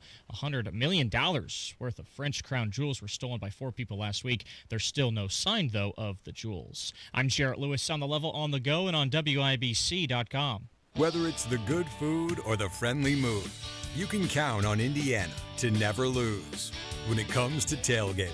And we want to see you at every game. That's why Hubler's got you covered with the best warranty around. So kick off the season in a Hubler quality pre-owned vehicle. Right now, you can buy with 0 down. Choose from over 2,000 cars, trucks, and SUVs. Plus, every Hubler Q-certified vehicle is covered by a 100,000-mile limited powertrain warranty. Includes a 128-point vehicle inspection and a free Carfax history report. We'll pay top dollar for your trade. Bring Hubler your old car for an immediate appraisal. 0 down delivers. And Hubler's got you covered for 100,000 miles. Hubler's got you covered. Visit drivehubler.com or any of our 13 convenient locations. Cover me. Select models, approved credit. Warranty on select models less than 9 years old. Life Church has campuses across central Indiana, Noblesville, Fishers, Eagle Creek, and Pendleton. Plus, they've also got awesome online services. Life Church would love the opportunity to meet and welcome you and your family, show you what they're all about. You can learn more about everything related to Life Church. 4 campuses across central Indiana, online services, activities in the community, and much more by logging onto their website, lifechurchin.com. Listen up, football fans. You won't want to miss this. Right now, new Bet365 customers bet $5 and get $200 in bonus bets, win or lose. So you could turn that $200 into something bigger when you bet on money line, spread, totals, player props. $200 in bonus bets when new customers bet $5. I know where I'm going to bet from now on. Download the app today and see why it's never ordinary at Bet365. Gambling problem? Call 1-800-9-WITH-IT. 21 plus only. Must be physically located in Indiana. T&Cs apply. In-app only. Welcome to Tire Discounters. Oh, hiya, Phantom. Mike, you may be in big trouble with Chip Wood. Our owner? Free oil changes along with alignment? On any 4 tire purchase. And Goodyear's up to $200 off? Yeah. Sorry, Mike, but I'm telling. But the Wood family is behind all this. Oh, those rascals. But don't tell the accountants. Of course not. And what do they do again? Buy any set of 4 tires at Tire Discounters and get a free alignment and oil change. Make them Goodyear's and save up to $200 more. Tire Discounters. See store for details. You ready to build your custom dream home? Check out Joyner Homes based out of Greenfield. See one of their model homes in person anytime. It is a great way for you to experience the customization and quality of a Joyner Homes custom built home. Plus, you can meet with a new home specialist to learn about their building process. Available lots if you don't already have one. Find out about floor plans and where they build. Model homes are open 7 days a week from noon to 5, and walk-ins are welcome. Find out more at joynerhomes.com.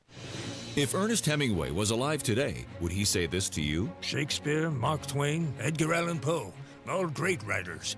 And after reading your book, I simply must add you to the list. Wait, you don't have a book yet, so make a free call to Page Publishing. Turn your book idea into publishing gold. 800-215-6818. 800-215-6818. That's 800-215-6818. Hey, can you blow up some balloons for Jack's party? I can't. I'm so congested. You need Sinex Severe from Vicks. Sinex Severe nasal spray. Yeah, just Sinex. Breathe. Sinex Severe instantly relieves nasal congestion and works 6 times faster than nasal decongestant tablets. The 12 hours of relief allow you to get back to the moments that matter without congestion. Daddy, we need more balloons. On it. Try Sinex Severe from Vicks. Just Sinex. Breathe. Use as directed. What's going on with the auto pen? The auto pen. You mean the Biden presidency? Well, there's a big growing movement among Republicans that are trying to invalidate some of Joe Biden's pardons, including many that were signed via auto pen. Now, just bring this full circle here. Republicans took control in 2022 of the House, which means they had full control of the money for the final 2 years of the Biden presidency. They had full investigative powers. What they do with all that? Who in the Biden administration got held account for all this alleged illicit, erroneous behavior on just a variety of levels? I mean, who are these Biden these untowards part of the Biden administration who they really got to the bottom of and made pay a price? Were they aware that it was happening at the time when it was going on? Who? The Republicans. Well, they ran on it. Yeah. They ran on, we're going to get him. Remember? Don't you? You were here in 22. You remember they said they were going to get him. Who'd they get? What'd they do with the power? Can you name me one person that's in prison now or has been held to some high level of accountability? Because Hunter Biden's not in prison. No, he's not. No, he's out. What did the Republicans? Because I know this will shock you, Casey, that they may not have followed through on another campaign promise, but I don't think the Republicans did what they told the American people they were going to do. And now is Fauci in jail? They're still whining about it. What about Millie? This is what our politicians do. They have to have something to complain about. And if they actually fix it, then they can't complain about it anymore. And they can't distract you from their horrible governance if they don't have a boogeyman. And so that's why they don't ever fix anything, because they must have someone to pin something on so that you won't pay attention, or at least they can try to distract you from paying attention to the horrible job they're actually doing. Well, it was revealed that by day 5 of Joe Biden's presidency, the auto pen had already begun being used. The Oversight Project's research has found that the Biden White House first deployed the auto pen to affix President Biden's signature to a proclamation on day 5 of his administration, and that there were at least 3 different auto pen signatures in use throughout President Biden's tenure in the White House. In June 2022, the Biden White House began deploying the auto pen to sign clemency warrants and executive orders. Auto pen use skyrocketed from there. We found that of the 51 clemency warrants issued during the Biden presidency, over half, 32 in total, were signed with an auto pen. And these include some of the most controversial acts of clemency of the Biden presidency, including death row commutations and the preemptive pardons of members of the Biden family, Dr. Anthony Fauci, General Mark Milley, and more that were issued in the final days of the Biden presidency. We reviewed President Biden's schedule and his publicly available media, and were unable to find any record of President Biden's personally approving these actions, such as a statement issued by the president himself to reporters. Now, he said in a New York Times interview that he personally authorized all of the pardons and the use of the auto pen, and he did that for efficiency. Well, here's Here's the problem. Multiple presidents, including Trump, have used an auto pen. Obama did it. Nobody said anything. Trump did it. Nobody said anything. Now, I don't think Trump used it with near the frequency that our most recent president used it with. But either you got to ban it or it's okay. And if it's okay, then you're going to have this sort of stuff that's going to occur. And my point on coming back to all this is, so what are you telling us? Biden was a delusional old man who didn't know what was going on? He was laying on the beach. And now that they're questioning it, somebody whispered in his ear and said, yeah, just say you approve that. Well, right. I approve that.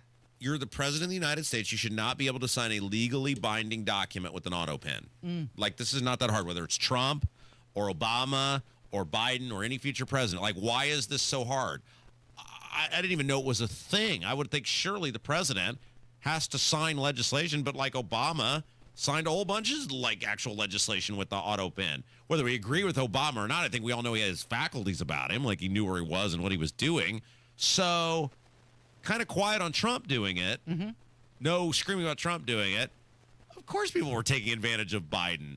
Of course they were just the bunch of people who weren't elected were running the country. But the Republicans have known this since Biden was still in the White House and did nothing about it. So the Attorney General, Pam Bondi, said that she confirmed that the DOJ is investigating it. So remember when Peter Doocy went through all of Joe Biden's signed documents? He said he only found one that looked like it was handwritten. Peter Doocy here outside the West Wing of the White House.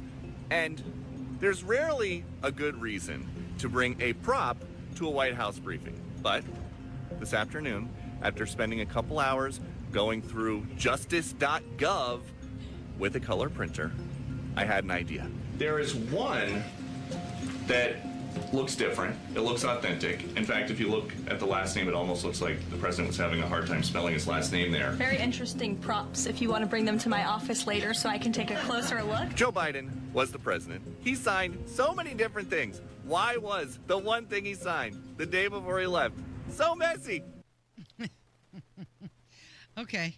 So what they're saying, the Constitution states he shall have power to grant reprieves and pardons for offenses against the United States, except in the case of impeachment, and that there's no actual requirement for physical signatures or auto pen restrictions.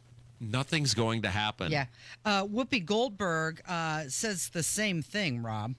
I mean, it's kind of crazy. You know, I kind of agree with him. If you, instead of investigating a man who is no longer in office, I would like y'all to find out why the U.S. military is striking vessels without verifying who's in them. Yeah.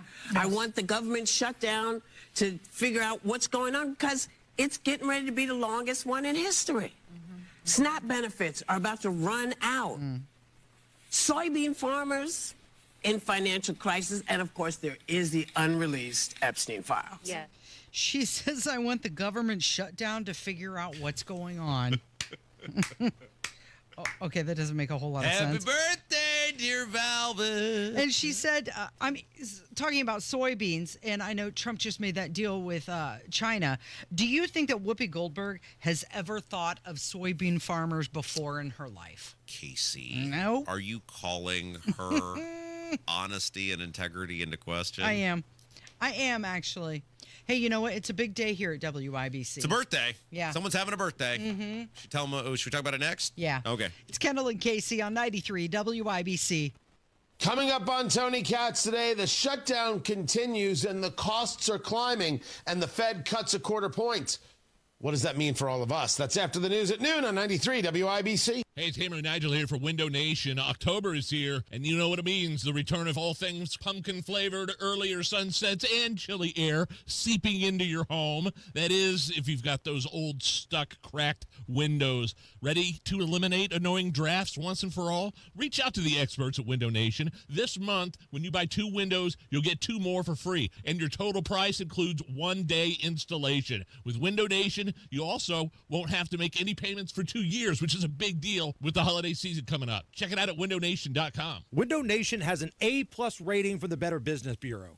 And that gives you the peace of mind when you're deciding on whether or not you're working with the right company. Put an end to your window problems with Window Nation. Now through October 31st, buy 2 windows, get 2 for free. And you don't pay anything for 2 years with Window Nation. Visit windownation.com today. That's windownation.com. Tell them Hammer and Nigel sent you.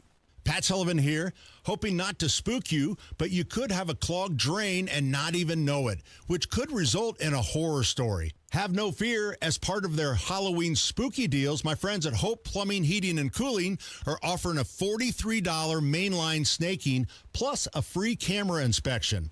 And the best part, if they don't get your drain flowing, it's free. Nothing scary about that deal. Call Hope Plumbing, Heating, and Cooling today to schedule an appointment. Fall is in full swing at Wilson Farm Market. Bright mums, pumpkins, and gourds are waiting to bring color to your porch and table. Enjoy a fresh apple cider slush or Wilson's famous peach cider slush. The taste of fall in every sip. Inside, the ovens are busy with breads, pies, and treats you'll smell the moment you walk in. Hungry yet? Grab some crispy fried chicken or stop by the deli, salad bar, and cheese counter for easy meals to take home. Wilson Farm Market, right off US 31, just north of Westfield. Your fall favorites all in one stop. Hey guys, it's Rob for our friend Mark Dietel. You know, Indianapolis real estate market is strong, but it's not easy. Now is a good time to sell, only if you hire a real estate team that knows how to aggressively market your home like Mark Dietel Realty. Maybe you want a fast, guaranteed, no-hassle home sale, but don't want to give up hard-earned equity to do it. Mark Dietel guarantees your home sold at a mutually agreed-upon price and deadline, or he will buy it. Listen to what Troy in Connorsville had to say about working with Mark Dietel. I was a real estate challenge. I wanted to sell my home over market value and buy a home near my favorite hunting area with land and no HOA close to town. Miraculously, the Mark Dietel team did it all. They found the perfect new home at a great price and sold my current home for 10 days over $10K over list price. Call the local Indianapolis agent I trust and recommend and the agent who guarantees your home sold or he'll buy it. Call Mark Dietel at 317-755-4232 for all the details or go online to markdietel.com. That's Mark, Dietel.com. Of all the times to buy a new Lincoln, right now is the very best time at Tom Roush Lincoln. Get 0% APR for up to 48 months on 2025 Lincoln Corsair, Nautilus, or Aviator. Plus get a $1,000 Tom Roush Trade Assist bonus. So come get that new Lincoln from Tom Roush Lincoln, where our family's been serving yours for over 53 years. Subject to credit approval. Not all buyers will qualify. See dealer for complete offer details. Offer ends 10/31/2025.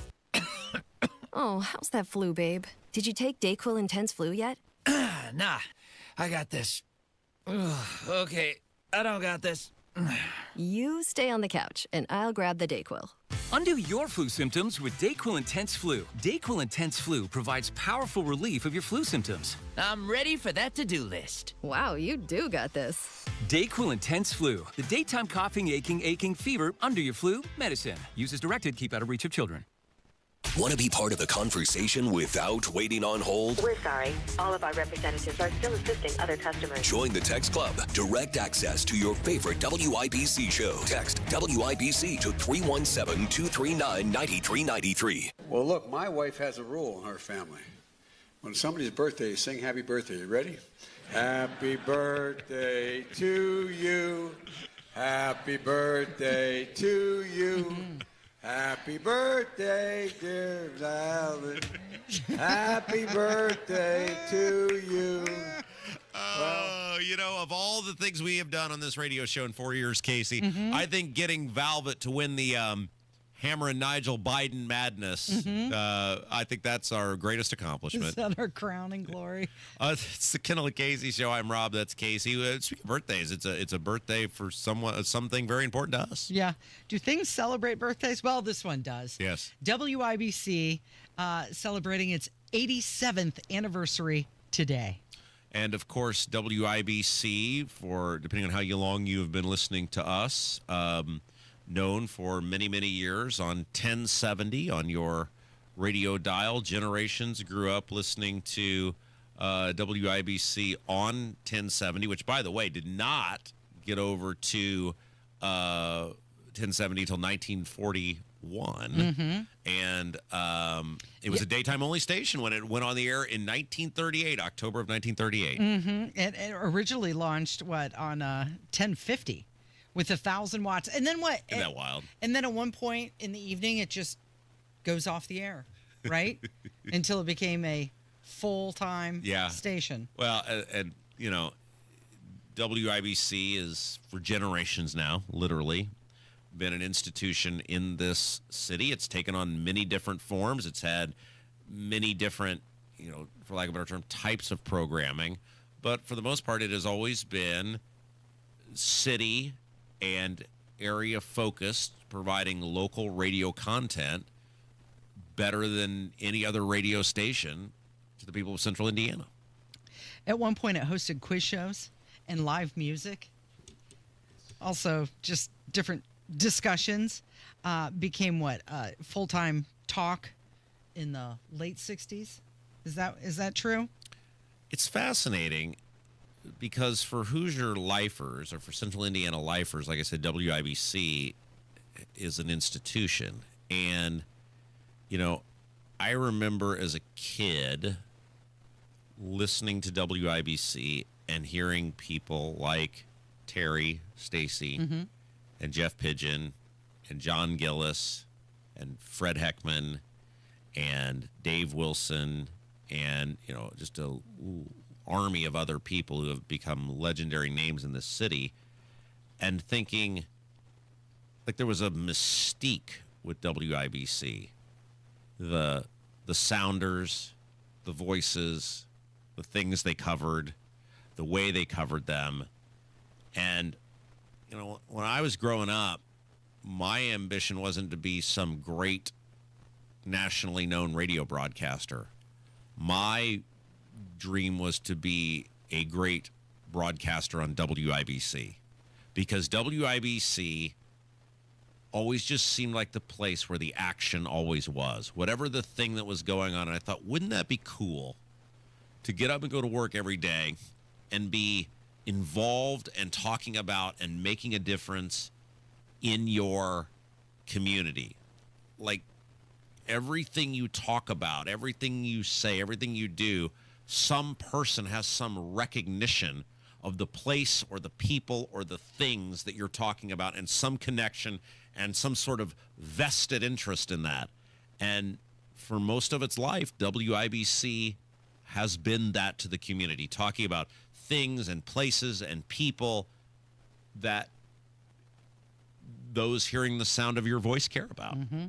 Another piece of radio history, the WIBC sign-on coincided with probably the most famous radio broadcast of all time, the Orson Welles' The War of the Worlds, which scared a lot of people. It did not air on WIBC, but they happened on the same exact day, October 30th, 1938. And I believe it aired, The War of the Worlds, as on what we now know as WNDE, was where that aired. Isn't it wild, too, that was 87 years ago, and we are still paying the price for that War of the Worlds broadcast by regulations and rules through the FCC that don't make a lot of sense, and have been somewhat harmful to our ability to compete with other forms of media that have come on in the last 87 years. But I say this to our people, I say it all the time. You, the audience, have allowed us to live, or allowed me to live out my dream of being on this radio station. Your support has allowed that to continue. And for all the people who made it possible for me to be here, whether it's Jeff Smulyan or the David Wood, or now our new owners here at Urban One, thank you for letting me be a part of this for however much longer it lasts. It's been a real honor and a real treat to get to be here, because how many people, Casey, think about, can honestly say, I got to live my dream from when I was a little kid. Yeah, exactly. No, you're correct. It's a real honor and it's a privilege to broadcast on this radio station. And of course, we have to thank and acknowledge all of the hosts that came before, who elevated it and gave it its sterling reputation and made it what it is.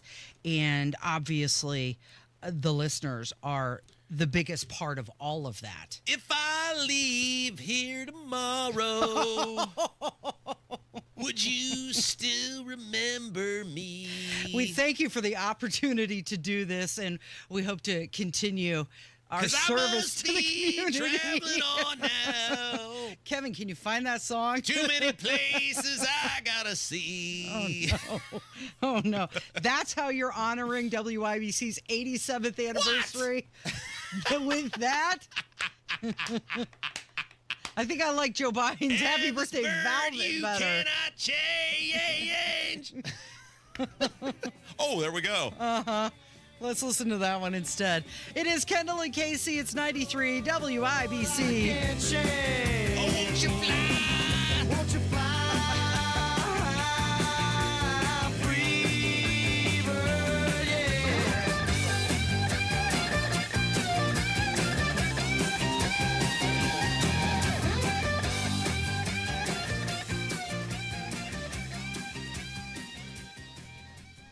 Our electric bills have increased as much as $50 each month. Governor Mike Braun is driving bills even higher. Instead of helping families, Governor Braun is doubling down on costly coal, gas, and nuclear. That means more pricey power plants that Hoosiers like us have to pay for. Utilities get richer, we pay more. Something has to give. Go to StopMikesHikes.com today to send Governor Braun a message. Hoosiers need affordable energy, not a blank check for greedy utilities. Paid for by Citizens Action Coalition. No tricks, just treats for Pacers Family Night on Friday.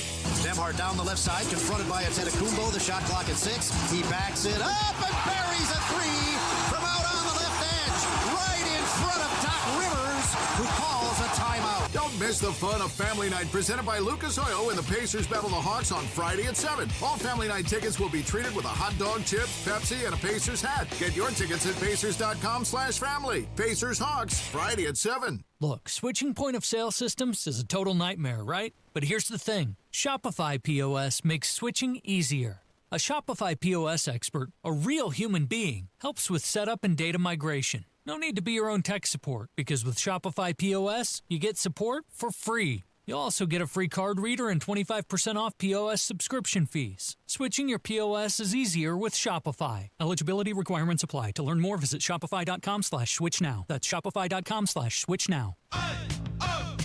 Let's go! You're still glowing, flirting, grooving. You still got it. But your immune system weakens as you age, making it harder to fight flu, pneumococcal pneumonia, RSV, and COVID-19.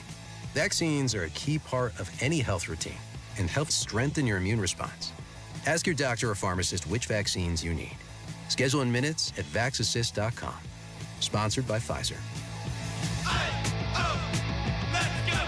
Drexel Interiors has teamed up with Mohawk for Breast Cancer Awareness Month. A portion of October's Mohawk sales will be donated to the Susan G. Komen Foundation. Visit either showroom or DrexelIN.com today.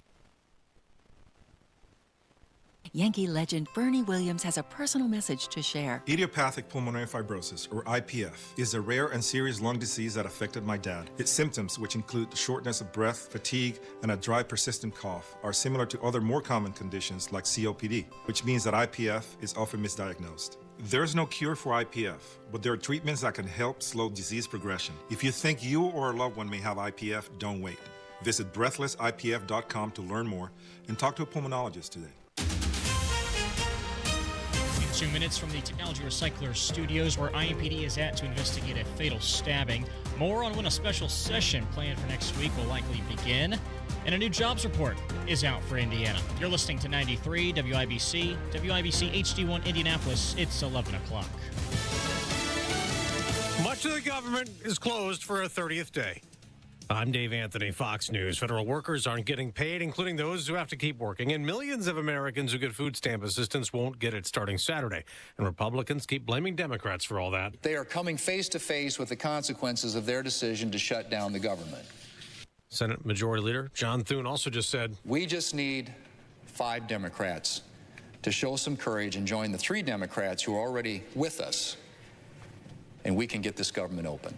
Now, on the Democratic side, Leader Chuck Schumer just counted on the Senate floor. It's all Republicans' fault for refusing to add a provision to funding to prevent the expiration at the end of the year of Obamacare's subsidies for many Americans. When health care costs go up, more people lose coverage, more people get sick, and more people die.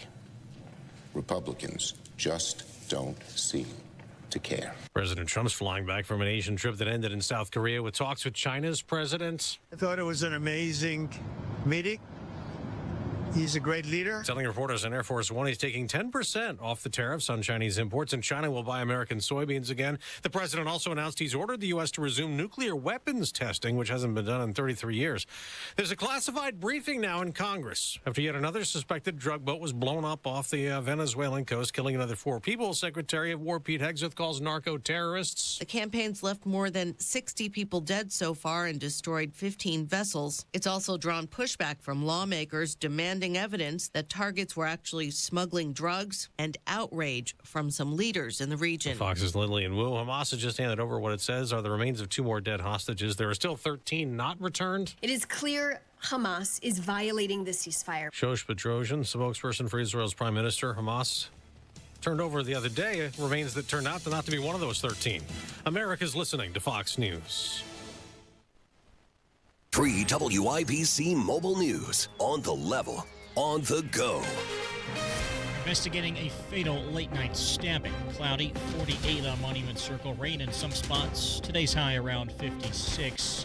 I'm Jarrett Lewis. It's now 11:02. A stabbing at a Speedway gas station in downtown Indy leaves 1 man dead, another in critical condition at the hospital. IMPD Captain Don Weilhammer says there was no one who's here for the FFA convention in the area at the time of the stabbing. They were not involved. There was no one around, to our knowledge, when this incident occurred. But again, it's an isolated incident, and we do not believe there's any threat. IMPD believes the incident to be isolated between the 2 men. It happened right next to Lucas Oil Stadium. Gathering members of the Indiana General Assembly together for a special session will take some time. That was the message from Indiana Senate Republicans on Wednesday. Both Republicans and House Speaker Todd Houston said it would be unlikely that they meet for the scheduled session to begin on Monday because of scheduling conflicts and availability. The plan is to have a schedule out soon, though. Governor Mike Braun wants a special session to discuss redistricting and tax compliance. A study from Wallet Hub conducted this year says Indiana is the 9th worst state in the country for jobs and is considered below average for job security, median annual income, job opportunities, and employment growth. Wallet Hub financial analyst Chip Lupo says these states lead the pack. Massachusetts ranked number 1, followed by Connecticut, Minnesota, Vermont, and New Hampshire. He says the 5 worst states are Oregon, Alaska, Kentucky, Louisiana, and coming in last, West Virginia. Indiana is heading into a stretch of dry, mild weather. Ryan Hedrick reports. You'll start to feel the shift from October to November with cooler days and drier skies and those first hints that winter's on the way. Probably less opportunities for thunderstorms. Can't rule that out. You probably see less of that as we go into, and probably as we get into November, we'll probably start seeing some snowflakes. Jason Puma at the National Weather Service Indianapolis says no rain is in the forecast for the next several days. By mid-November, overnight highs will drop below freezing. Ryan Hedrick, 93 WIBC Mobile News. And the Indiana Pacers still searching for that first win of the season. They fell to the Mavericks in Dallas last night, 107-105. Tomorrow night, they'll be at home on Halloween to battle the Atlanta Hawks. I'm Jarrett Lewis on the level, on the go, and at WIBC.com. It's time. You've been putting off that kitchen or bath remodel long enough. What are you waiting for? Get started today with Boer Remodeling. Boer Remodeling customer Kathy had a bath remodel with Boer. Kathy, talk a little bit about your experience. Our experience with Boer has been terrific. The process was so easy and seamless. When we decided to do a larger remodel of our first floor, Boer was the first company we thought of hiring. And were you happy with the results? The results are amazing, and we are so happy with our home and the work that Boer did. Peter is another recent Boer Remodeling customer with a new kitchen. Peter, what was the best part about working with Boer? We especially liked the active participation that we were able to have in selection of stone for the countertops. Really came out beautiful. The cabinets also came out very, very well. The best materials, the most skilled craftsmen in Central Indiana. They'll guide you through the entire process. Start with a free consultation. Talk to Boer Remodeling today. That's BOOHER, BoerRemodeling.com. This hour powered by Stevenson Heating and Cooling, your American Standard Air dealer serving Johnson and Morgan counties. You're listening to Rob Kendall. When we talk about sending money somewhere, we're talking about printing the money because we have no money. And Casey Daniels. My government would never lie to me, would they? On 93 WIBC.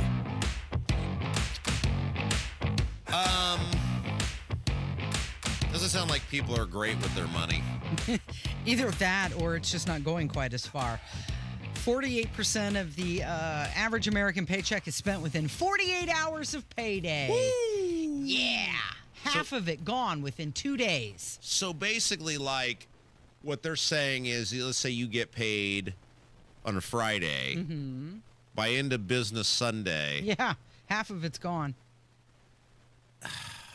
Okay, let's work through this. Okay. Because my gut instinct is, wow, people are bad with money, but I do, on what you, come back to what you said, which is everything getting so expensive that by the time people are taking care of necessities, half the check is gone.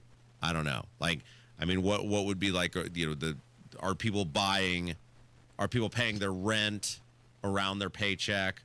Are they paying their car payments around their paycheck?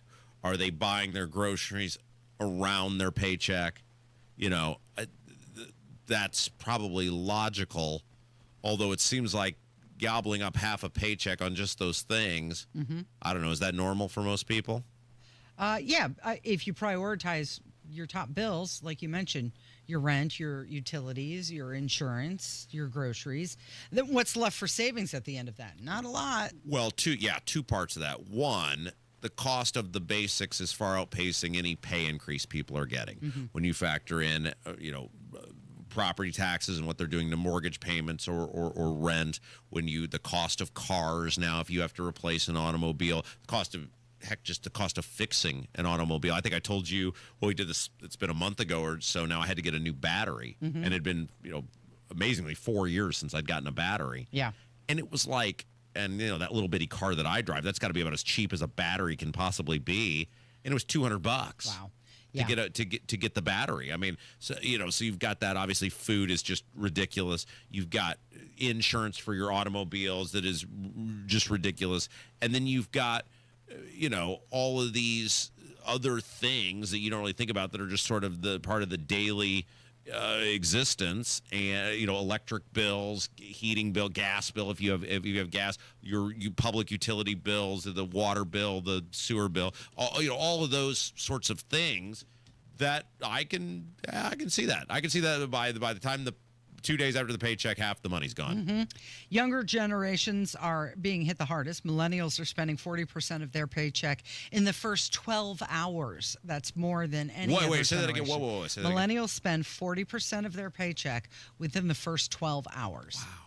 And that's more than any other generation. Okay, so Gen Z and millennials both admitting that they overspend post-payday.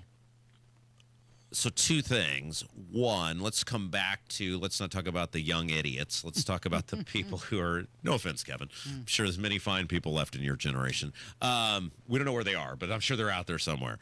Let's work through this from the people who are losing 50% of their paycheck in terms of it's getting gobbled up by rising costs of necessities.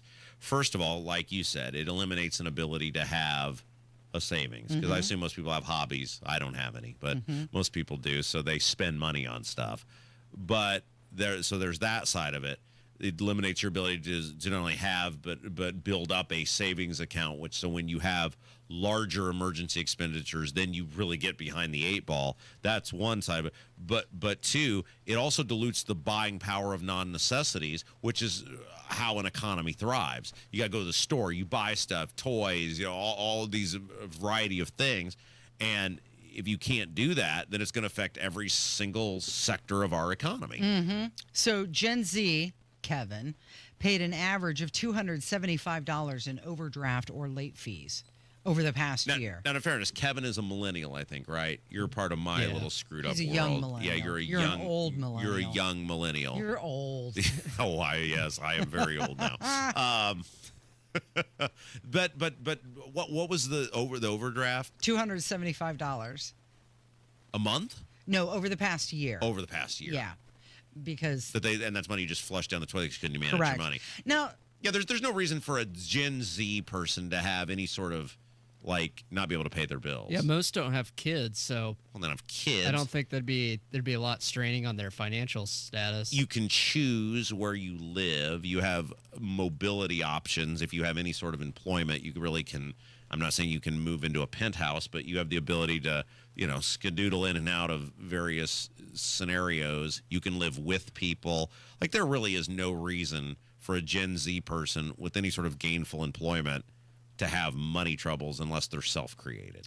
Well, right, especially if they have the ability to get a roommate and split the costs. I never had a roommate. Yeah. Well, times were different way back then. Well, no, I also didn't think I could live with someone.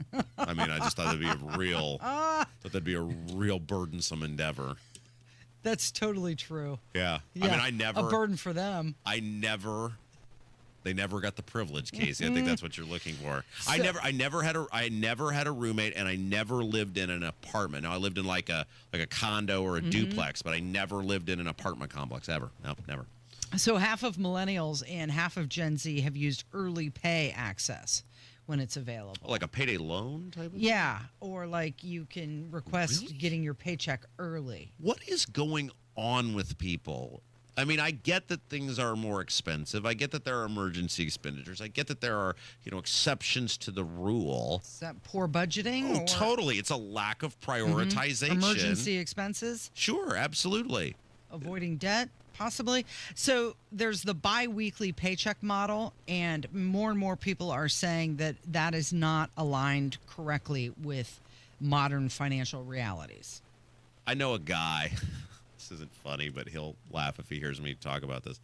I know a guy who has lived in his house. We talk about reasons people get upside down.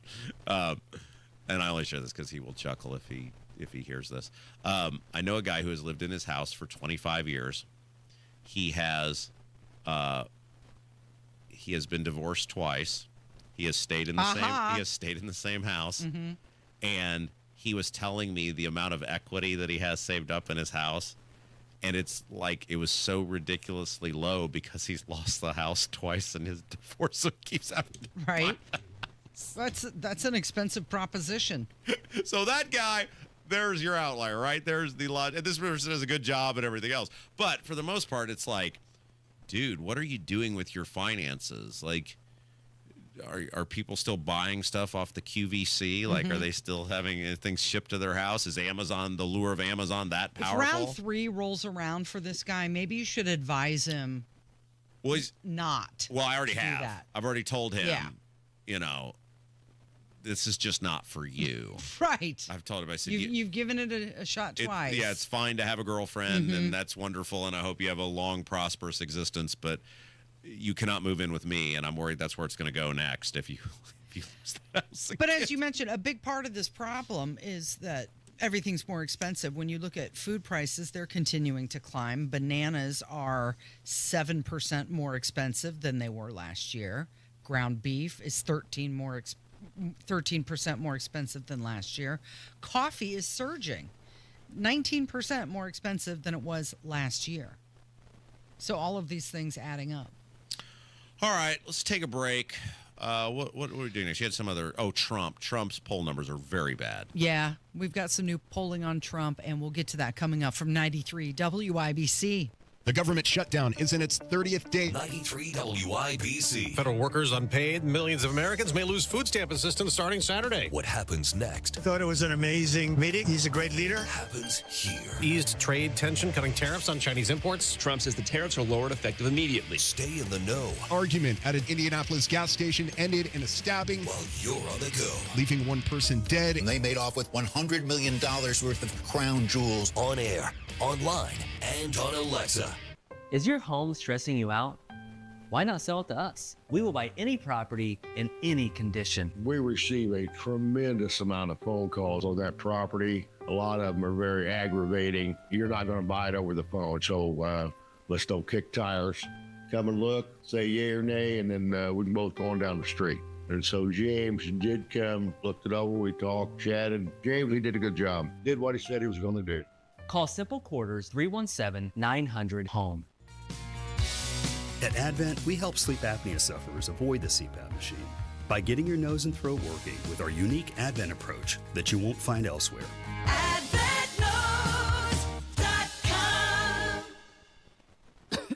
Honey, that flu keeping you up? Did you take NyQuil Intense Flu? Nah, I got this. Okay, I don't got this. Yeah, you need NyQuil Intense Flu.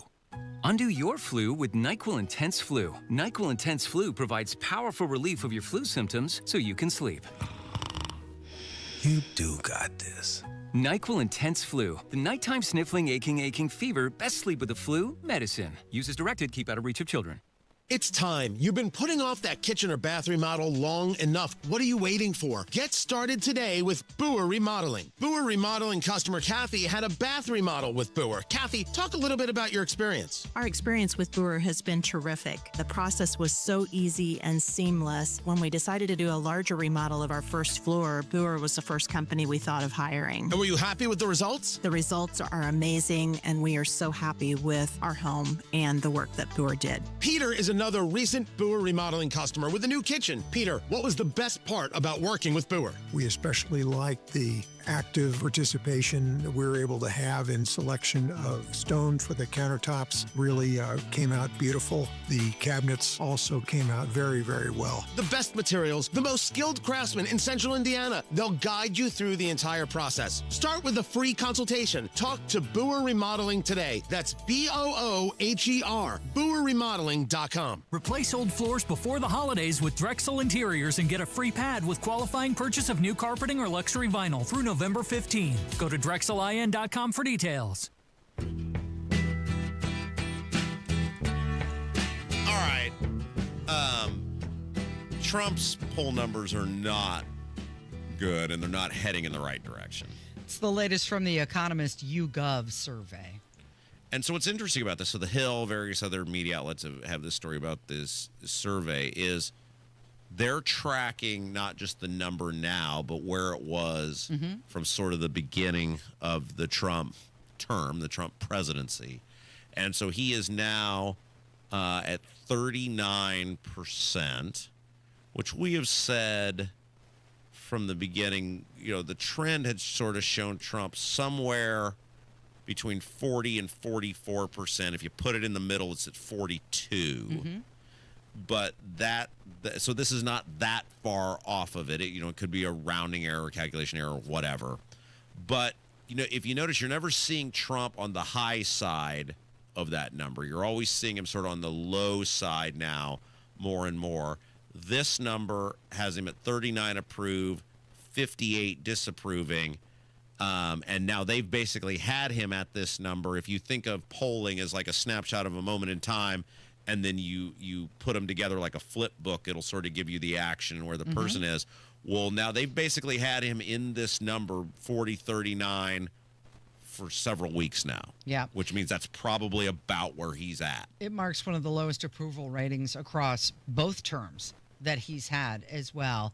And he's down across all age groups, but especially with young adults, 18 to 29. That is the steepest decline. He's only got a 20% approval rating with them, 75% disapprove. And I saw something recently that said, there was all this talk about these young men, the young Gen Z men who were really supporting Trump during the election cycle. And what I read was that those same young men that were supporting him during the election are now kind of walking away from him. They're still considering themselves as conservatives. However, they're not aligning with specifically Donald Trump and how they're feeling homeless politically.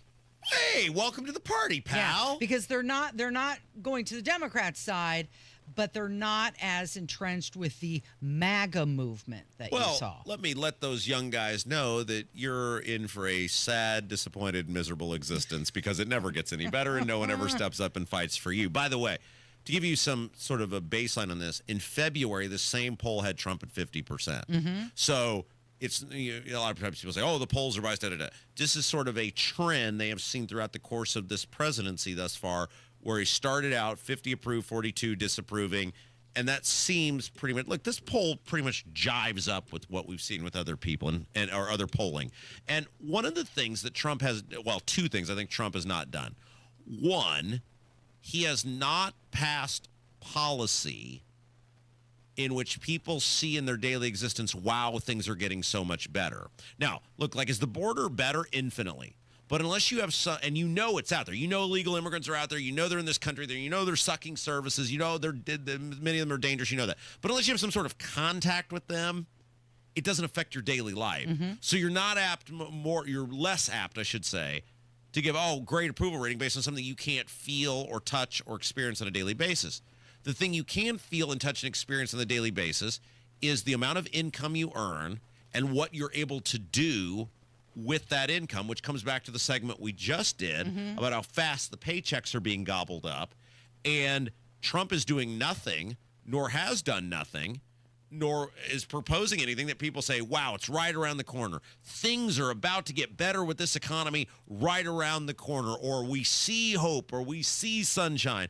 And he also doesn't articulate very well, other than he sends, the people out there to say, this is the greatest president in our lifetime. People, that doesn't affect people's lives. So when you look at the issues from top to bottom, he does the best with crime, then immigration, then foreign policy, then jobs and economy, and lastly, inflation and prices. So directly to your point, yeah, it's like what affects you every day? Yeah, it's sort of like the things that he's good at, people just expect that to happen. Now, they will punish politicians when it's not. As we saw Biden, I think the Biden and Harris were punished for not getting crime and immigration under control. But you don't get any bonus points for doing it because it's sort of like what people expect. It's like sort of the bare minimum. Hey, we kind of should have control over who comes in the country, and we should be able to feel reasonably safe where we live. But the thing that he needs to be the best at, he's the worst at. And it's the thing people care the most about, which is, can I get out of the grocery store without going, wow, that was painful? And he's not doing anything. These tariff policies and stuff, that's just making it worse. Well, and these things go hand in hand. The prices and crime. That's a symbiotic relationship right there. Yeah, and I know some people want to say, well, look at gas prices. Gas prices are largely tied to how hot the economy is. And I think, look, there's nothing Donald Trump has done that you would say, oh, that's why the gas prices are so low. There's not some energy policy that's taken place that in the 9 months that he's been president, or 10 months he's been president now, that you would say that's the reason. A lot of this has to do with the restricting, the contracting of the economy. And in order to make you feel like it's not happening, they're now slashing the interest rates so that they'll try to artificially cook the economy. Well, what does that do? It hurts inflation. It makes prices higher. So he being Trump and the Republicans are not willing to do the thing that will actually fix the issue, which is go to the American people and say, look, you are suffering at the grocery store. Your buying power has been diluted. We have the answer to fix this, but in order to do it, we're all going to have to be in on some short-term pain, and we got to do A, B, and C related to spending, related to the economy. And then, hey, if we do these things, maybe in 6 months we're all out of this and we can start getting back to price stabilization and these sort of things. That no politician wants to do that. No politician has the intestinal fortitude to have that hard, honest conversation with the American people. So they keep doing things to artificially cook the economy, which makes the inflation issue worse. Well, and here's the other point to this. Even if Trump isn't talking about that, someone in his administration should be. Someone should have the megaphone and be saying these things to the American people. And it's not coming from him. It's not coming from J.D. Vance. It's not coming from any of them. Because they don't have an answer. That's why it's not coming. They have already shot their shot with that big bullcrap bill. Right, and you hear Donald Trump, oh, groceries are down, gas prices are down. No, they're not. Yeah, and like, okay, gas prices are down. All right, fair.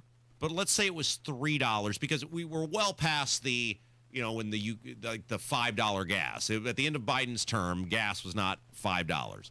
Let's say it was $3 a gallon. And let's say it's, like I got gas today for $2.60. Okay? So that's 40 cents a gallon. In my 9-gallon tank, that's $3.60. Okay, definitely, nobody loves, saving money more than me.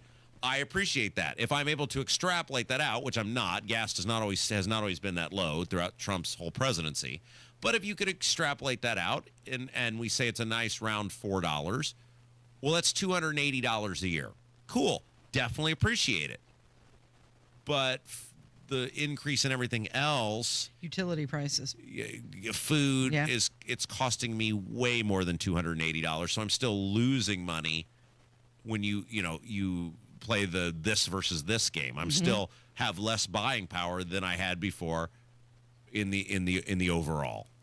So Governor Ron DeSantis, he was speaking at a University of South Florida event, and he was very critical of House Republicans and their approach to property tax reform.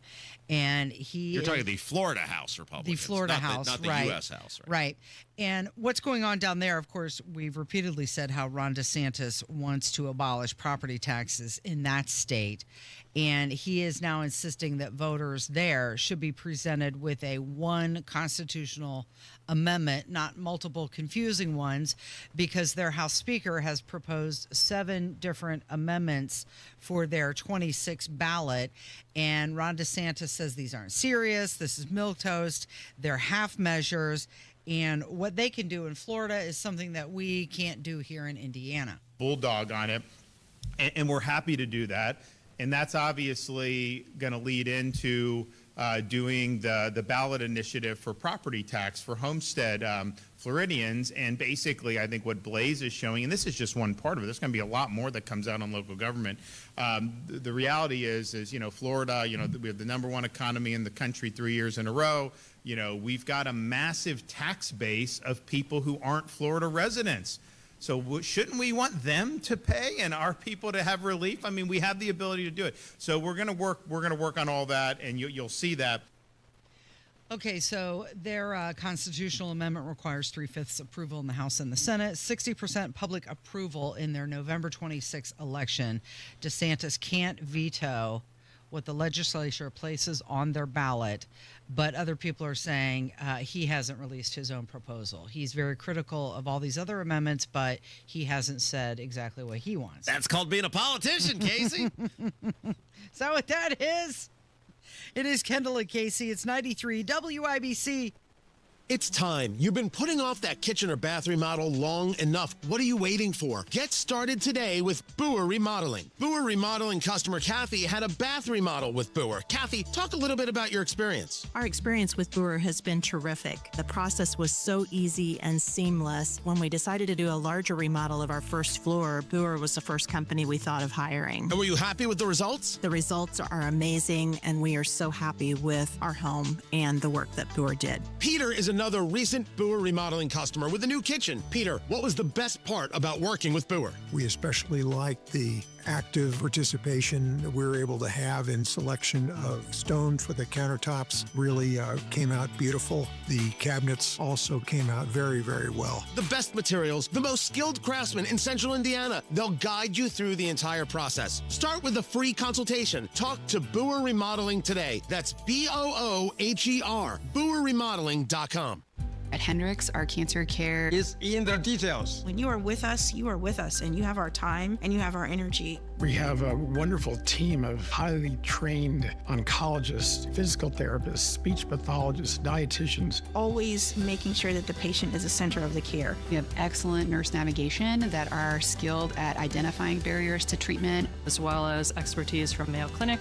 It is more personal care than just a number. Visit hendricks.org/cancer. Stuck in a job that just isn't getting it done? Maybe it's time to go for IT. Whether you're just starting out, switching careers, or a military veteran ready for change, My Computer Career can help you launch a rewarding career in IT in months. No prior experience needed. Why spend years getting a traditional degree when your future in IT can start right now? Take the free career evaluation at mycomputercareer.edu today. Your most powerful upgrade? Your career. Go for it. Go for IT. Financial aid is available to those who qualify, including VA benefits.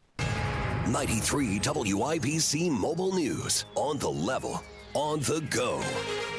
They're trying to gather more information. I'm Jarrett Lewis. Here's what's trending at 11:30. IMPD is investigating a stabbing from late last night that left one man dead and another seriously injured. It happened at a Speedway gas station right next to Lucas Oil Stadium.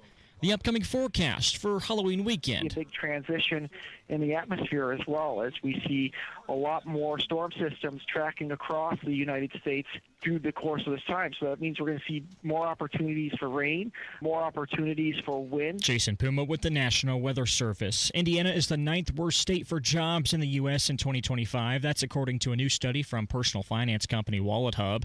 And Homeland Security officials, including Secretary Kristi Noem, are in Gary, Indiana today, providing an update on Operation Midway Blitz. Governor Mike Braun is also there. I'm Jarrett Lewis on The Level on the go and on WIBC.com. At Puccini's, we think less screen time and more quality mealtime is the better way. Eat, talk, and dine with less blue light glaring or talking heads blaring while enjoying great food at a reasonable price is the Puccini's way. Dine in for hot, delicious food prepared fresh and to your liking. If you need anything, we're right there so you'll leave full and happy. We have delivery options and carryout, but let's start dining in together again the way we all used to enjoy so much. Puccini's Pizza, Pasta, Puccini's.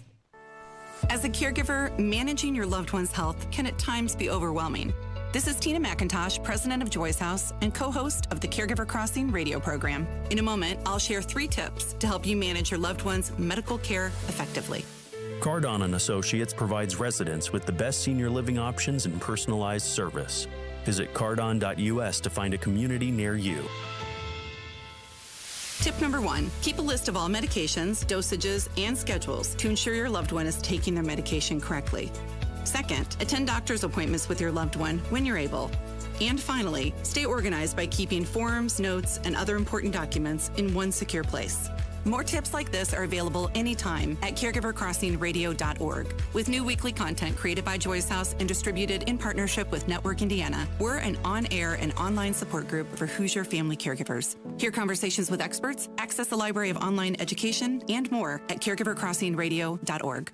When it comes to your home, it's important to sell it to someone you can trust. Simple Quarters has helped over 3,000 families sell their homes in Indiana. I'm excited to start the new chapter of my life. I'm going to be moving 2 states away to be with my husband. Ronnie came out to do my walkthrough. It was great. We had a chance to talk about the house. We had a chance to listen to what my goals were, and they helped me to meet them. Then I had the offer, I believe, within 2 hours of them coming through and doing the walkthrough.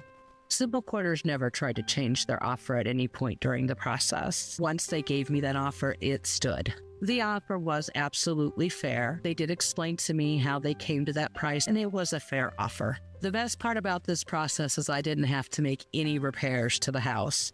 Simple Quarters has taken it as is, which is a huge stress relief. It just couldn't have worked out better. It really couldn't have. Call Simple Quarters 317-900-HOME. 317-900-HOME. Look, switching point of sale systems is a total nightmare, right? But here's the thing. Shopify POS makes switching easier. A Shopify POS expert, a real human being, helps with setup and data migration. No need to be your own tech support, because with Shopify POS, you get support for free. You'll also get a free card reader and 25% off POS subscription fees. Switching your POS is easier with Shopify. Eligibility requirements apply. To learn more, visit shopify.com/switch now. That's shopify.com/switch now.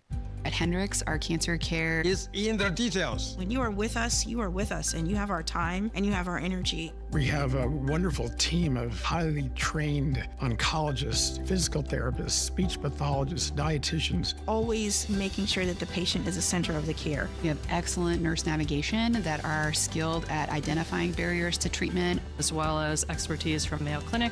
It is more personal care than just a number. Visit hendricks.org/cancer. Hi, this is Richard Stevenson. Need heating service in Johnson, Morgan, or Hendricks County? Give us a call, 317-557-8532. Stevenson Heating and Cooling is your independent American Standard air dealer. Join us every Friday right around 5:50 for Beer Sample Friday. Brought to you by Thompson Furniture and Mattress in Columbus, home of free delivery within 75 miles of their store. Hey, you want to buy them all? Do what? You want to buy them all?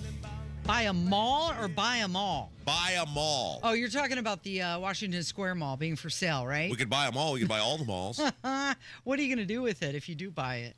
Well, I don't know. That's why I asked if you wanted to go in on it with me. Mostly because you have all the money. It's a 1 million square foot building. How much are they asking? $1 per square foot. Is it? Well, that's pretty easy then, isn't it? Is that correct? Does that narrow it down? Leasing rates have been reduced to $1 per square foot. Okay, so I don't know what I would do with it. Well, that's the problem. Nobody else does either. Yeah. Thus, why I think it's for sale. Mm-hmm. And look, it is interesting to see what has become of Washington Square Mall, or sadly, what has become of Washington Square Mall. And as you've seen with the inability to make a go of it, either Lafayette Square Mall or now Circle Center Mall downtown, which has gone the way of the dinosaur. I just think it's sort of like some relic of a bygone era. I mean, I know there's still shops there and it's still functioning in some capacity, but it's sort of like a 1980s, 70s and 80s way of commerce in a 2025 world. And I just, especially given the area that it's in, probably needs some cosmetic repairs. Needs a lot of cosmetic repairs. Maybe some renovations. But if you're going to invest, if you're a business person and you're going to invest, are you doing it on East Washington Street? Yeah. Is that really the area you want to, lay your lot in? I mean, it's not great. It's not great. It does appear abandoned from the outside, right? Well, yeah, and I think it largely is. I mean, again, I think there are still merchants and stuff going on in there in that area. I mean, it's a massively large piece of property, but unfortunately, and there's a lot of things at play. There's changing dynamics in terms of the economy, in terms of fewer and fewer people consuming, purchases at brick and mortar locations.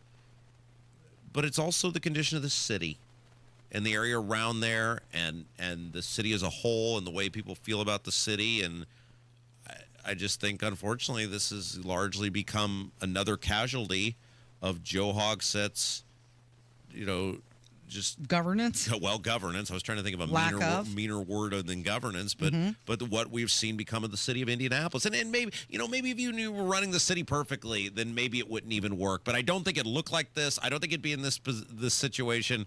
And I just think they're going to struggle to find a buyer for this because you're right, Casey. What would you do with it? What would you put in there? You could do some mixed use, maybe housing. Who's going to want to live there? I don't know. I mean, at least with they definitely have to, I think, update even some health department, mandates. Well, I mean, like is it even livable? Like if you go to Google, so I wanted to see how does it? It's been years since I've been to Washington Square Mall. I was like, what does it even look like now? 'Cause I remember going as a kid. It looks closed. Well, it does, right? I mean, It's dark, it's dreary. Like the outside looks run. I mean, it looks like something out of one of those. It's not. There are stores. I know. There. That's what I'm saying. Like and then like WTHR had an article about this. Numerous outlets have had articles about this, where people who are still merchants in there are like, "Hey, we're kind of concerned about what's going to happen. We still go to work and earn our living." But I mean, you look at this and you say, what person says, "Ooh, I can't wait to go to Washington Square Mall today"? Like malls used to be, and I'm not trying to be like old man yells at clouds. When I was a kid, this is a better country.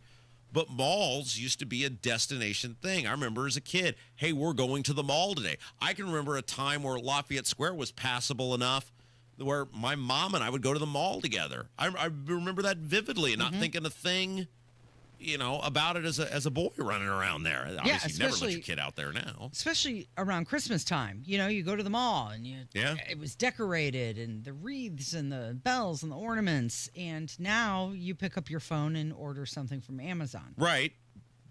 But you mentioned, mixed use development, if the housing would be involved in this. Circle Center Mall is doing that, but it's also a primo location, right? It's in the heart of downtown Indianapolis. For some reason, don't know why, but there are people who still would want to live in here and be around here and be exposed to that. And so there's a marketing piece to that, right? People would want to be where we're at. Again, I will ask the question, who would want to be in the Washington Square Mall location? And then things get run down, things get desolate, crime moves in, crime takes over, and people are just like, nope. not for me. No, thank you. Even if the price is considerably lower. Would be cool to say you owned a mall, though. I own a mall. Really? Awesome. Yeah, no, not so much. I mean, imagine the maintenance on that. Well, there's a Simpsons episode where Bart buys a rundown factory for $1, and they go around saying, my kid owns a factory in town. It's sort of like that, right? You know, I'd pondered that, like if you could own a large tract of property. So this is sort of related to this. The Terre Haute is, because it's a dying community that has been horribly run for generations, they're having major issues with their school system right now. And one of the issues they have is because of their population loss, they have far too many school buildings. But because of the large geographical area of Vigo County and of Terre Haute, they're so spread out, there's no effective way to consolidate the schools, and they're really struggling with, like, what do we do? They need one more centralized one. Right, but it's so spread out, south and north into Terre Haute, right, or the greater Terre Haute area, it's not like where I live. Hey, I live on the north end of Brownsburg. I live on the south end of Brownsburg. It's still somewhat a reasonable trip. But you're talking 20, 30 minutes to get to school every day. Like, it's undoable. So one of the things, there's an elementary school that they have proposed to shutter, which is very near my grandparents' home. They're no longer with us, but the home that they had on North Terre Haute. And I used to drive by it every time that we would go to their house. And so I have a great sentiment for that school. You going to buy it? Well, Ben Verbanek, the most beautiful man in Terre Haute television, and I are pondering how much a shuttered school would actually cost you. It's in the middle of nowhere. It's not like property here where you'd be like, oh, that's valuable. There's all this population. It's in the middle of nowhere. It's a relatively desolate area. It's not like they're going to put a housing development there. We were pondering, what could the actual value be of that? And could we somehow, and you're very rich, so maybe we need to get you in on this with us. Could we pool our money together? So rich that I continue to have to work. It's a large tract of property that maybe we could just own a compound together. We could buy it, make it a compound, seal it off, and we could live on a compound together. And by compound, you mean just live there, not put a business there. No. Like, we'd live there. We'd put a giant fencing around it. It looked like something like Saddam Hussein had or something. Yeah. We'd dig a moat, and we'd be in the country. Right. With this school, and then we could just live happily ever after on our. Keep all the cute little desks. Yeah, we'd keep it all. Right. We'd just live at a school. I have a blackboard. But I'm fascinated to see what that school's going to sell for. But anyway, same thing with this, right? Who's buying that? Right. And what would you do with it? And what are the property taxes on it? Right. Yeah. So Vice President J.D. Vance, he was on a podcast, and he was asked about the speculation that's going around about a Vance-Rubio ticket. And he was also asked if there was tension between the two of them. And here's what he had to say. The president doesn't mention who will be running for president and who vice president. Now, everyone assumes it would be you, but Marco Rubio is 13 years older. He's run for president before. Would there be any tension there? First of all, no, there's not going to be any tension. Marco is my best friend in the administration. He and I work a lot together. Right. And we really do, I think, a lot of the good work that we've been able to do as an administration is because we're all able to work together. And again, this is why I say worrying too much about the politics actually, I think, makes you worse at the job that you have. I never want to wake up. And so far, I've never woken up and thought to myself, how do I make myself president of the United States? What I wake up and think to myself is, how do I do a good job as vice president? And I think Marco Rubio asks himself, how do I do a good job as Secretary of State? And that should be the question that each of us keeps on asking ourselves. Okay, so there's this age difference between the two, but that's weird to think that the vice president and the Secretary of State, they're best friends in the administration. Like, you just wait till the election starts, well, right? Of course, right? Those guys will go hard at each other. Right. It's a chance to be president of the United States, right? There are no friends when you're running for president of the United States. It's so early, and it's all going to depend on... But you have to know they're thinking about it. Well, of course they're thinking about it. These guys think about it by the time they're old enough to tie their shoes. It's all they live for it. It's their sense of self-worth, and that's all that they think about their entire lives is how to get to be president of the United States. And I'm sure whether it's Rubio or Vance or any of these people who might be, a legit contender, DeSantis or whoever, that they're plotting right now. How would I go at so-and-so? How would I do whatever? By the way, I sent you a photo of the Rio Grande Elementary School. If you'd like to take a look at it, if you'd like to consider what we should probably bid. Where'd you send it to? Did you email it your to me? email. Oh, okay. You still have an email account here, right? You haven't given up on that yet. No, it hasn't come through. Sorry. Well, that's probably broke as well. You're still... Wait a second. Are you still Casey Daniels? Here it is. There it is. It just took a second. Tell me what you think. I mean, it's just sort of an outer view there. But does that look like a compound that our families could all... live. Kev, do you want in on the compound You're with us? all in on the compound theory. You've been pitching this to me for years now. Yeah. It's the way to go. This time, at least, there's a building on the property. It's an economy of scale. Yeah, in the past, you've just talked about buying land. Yeah. But now there's actually a building. I am going to get out of Warehouseburg if it kills me, Casey. I'm getting out of there eventually, and this could be a great opportunity for us. It has a nice American flag out front. It's in the middle of nowhere. Yeah. It's perfect. It's surrounded by corn, and it's Terre Haute, so there's no chance anyone new would want to live there, so there'll be no housing around us. Before I agree to anything, I need to know how much square footage there is there. I'll ask Verbanek to get on it. I'm going to tell him we need all the details on the Rio Grande Elementary School. Right. And that they're going to shutter. Clearly, it's going to need some renovations. Yeah. Apparently, there's an issue with the plumbing. Oh, great. But I figured we could just like here we do here. We'll just Are move the from potties really low to the ground? There's probably drinking fountains throughout the hallway. Totally. That's what I'm saying. Kev, wouldn't that be cool to live in an elementary school? I don't know. Maybe I would live nearby and It's got a gym. Sometimes. It's got its own gymnasium. Like you That'd go be play in the cool. elementary school gym. That would be cool. What else does it have? I don't know. I've never Does been it in have it. I've only seen it for 40 years from the outside. I've never been in it. Does that have a? It's probably got a playground Here's what we ought to do. with a metal slide. I'm gonna. Oh yeah, it's got all the stuff. Yeah. Now okay. And again, it's Terre Haute, so nothing's been updated. There's been no money put into anything. It probably looks exactly like it did the day it opened. Here's what I'm going to do. I'm going to call them and tell them I am interested in buying this building. I would like to tour the facilities and see what they say. And Verbanek and I will go do it together. We'll go tour because he's a highly respected newsman. What over are they there. asking for? I don't know. You have no idea. No, I don't know. I don't think they know yet. That's what I'm saying. If we get in early, we might be able to get it for a steal because they've just decided they're going to shutter the thing. I think. I don't think they've thought any of the rest of it through. Who's going to buy it? Who's going to do what with it? So if we are proactive on this, we may be able to get this thing done. Now, is there a pool at the school? Doubt it. It's an elementary school, Yeah, Kevin. that's What do you true. mean? They're I going guess to it's throw not a- 8-year-olds in the pool? Hey, hope Sally can swim. I mean, Good luck. it's not Carmel. It doesn't have a $55 Yeah. million It barely has heat, natatorium. Kevin. That's a good point. It's Terre Haute. It barely has heat. You could. You know what you should totally do? When you buy this, you have to move in. When we buy it. You have to move in. I can't do it without. I don't have the money to do school it. bus. Load all your belongings into a school bus. My dad and I went by it the other day, and I was like, "What would I do with this?" What sort of parking? I mean, is there enough room for a garage? It's a flat lot. Yeah. It's a large flat lot. Which probably needs to be paved. Well, I mean, it's concrete. Yeah. I mean, you could build if you'd like to. If you're going to be the primary financier, you could. How did that happen? Well, that's why else would we have you be a part of this? You think we want to live with you? We need money. Yes, I do. We need money. You are here. Wait a minute. You are here to finance this operation. You know, Jim left today to go out of town. Yeah. And he said, last time you were out of town, I went and had beers with Rob and Ben. Now I'm out of town. You should go have beers with Rob and Ben. And I said, no. Well, we're going Saturday. You want in? You don't want in? Less time with you, not more. I'm a blast out in public. Let's talk about what kind of candy the governor is handing out for trick or treat. Oh, I can't wait. And I've got a plan for some little kid if they want to earn some extra money when they go trick or treating. Oh boy.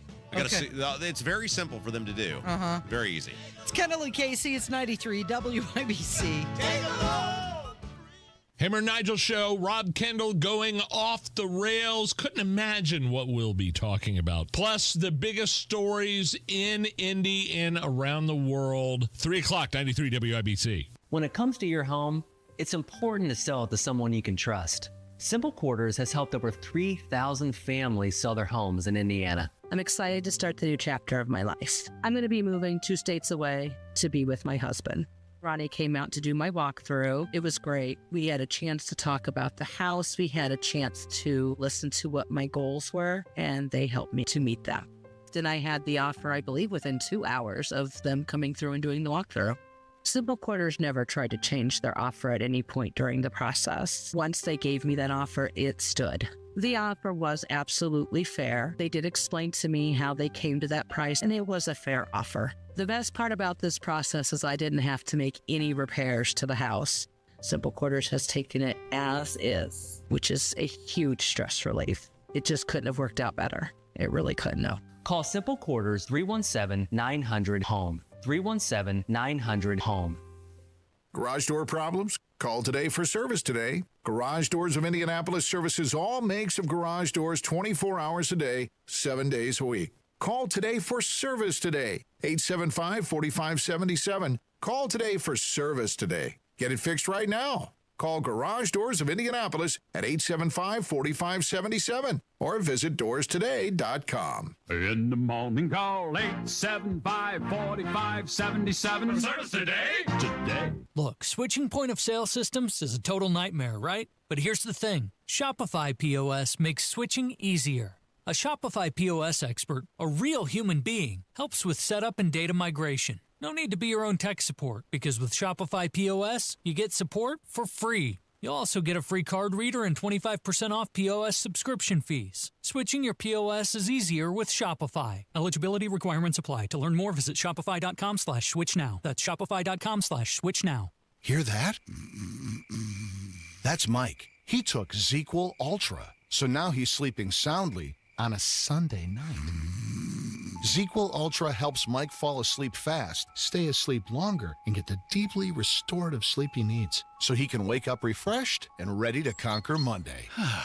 Let's do this Monday. ZQL Ultra. Not for colds, just for sleep. Really great sleep. Use as directed. Keep out of reach of children. Don't wait to hear it from someone else. I says, oh, yeah? And she says, yeah, is right. The WIBC Daily Newsletter brings you the headlines, videos, and moments everyone will be talking about next. When the cold comes to stay, it takes your breath away, and it makes the hours crawl. And it feels to me. Casey? Yeah, Rob. What's the coolest place you ever went trick-or-treating? Do you remember, like, some house? Place? I remember when I was in Tallahassee, they had trunk or treat at the Harley-Davidson dealership. Oh, yeah. So that was a whole lot of fun because instead of a trunk of a car, people would put the candy in their bags on their motorcycle. Oh, that's cool. Yeah, and all the bikes were surrounding the parking lot. And, you know, you had a whole bunch of bikers and all their leather and jean jackets and tattoos and, you know, patches all over their, outfits and their long beards and everything. And some of the sweetest people with the children. Yeah. Were you ever concerned about your kid going trick-or-treating because of who would put what in the candy? Oh, yeah. I mean, you got to go through that bag afterwards and, check everything. Yeah, that's why I'm waiting until next year to let Livy go trick-or-treating. So you're not going to do it this year? No. Plus, it's Friday. I got football games I got to run. I got stuff going on. Make it about you, sure. Well, I'm providing for my family. I'm a real ass, aren't I? Yeah, I'm out. Here's the thing. Boy, that is just the most thing that happens to me ever, where it's not like I'm out, drinking the night away. I'm working. Yeah. And you're like, yeah, just make it all about you. Well, when you initially said there's football games, I wasn't thinking that you would be working them. I was thinking you'd be watching them. So I get it now. Yeah, I'm doing something for my family. Thank you very much. Yeah. But it also seems like a lot of work with the young child to have to go through all of that candy. Mm-hmm. So I said, well, we'll wait till next year. Yeah. Because Halloween's not on a Friday next year, so I'll be fine. That's true. But you could take her to some place that I would assume is going to be very safe. I could, but... The governor's mansion. I was talking with, I don't know. Oh, what? Yeah. The governor, Mike Braun, he's going to welcome trick-or-treaters to the mansion Friday from 6 until 8. And all of the candy that he's going to be passing out is stolen from other people. Oh, wait. No. Donated is the word you're looking for.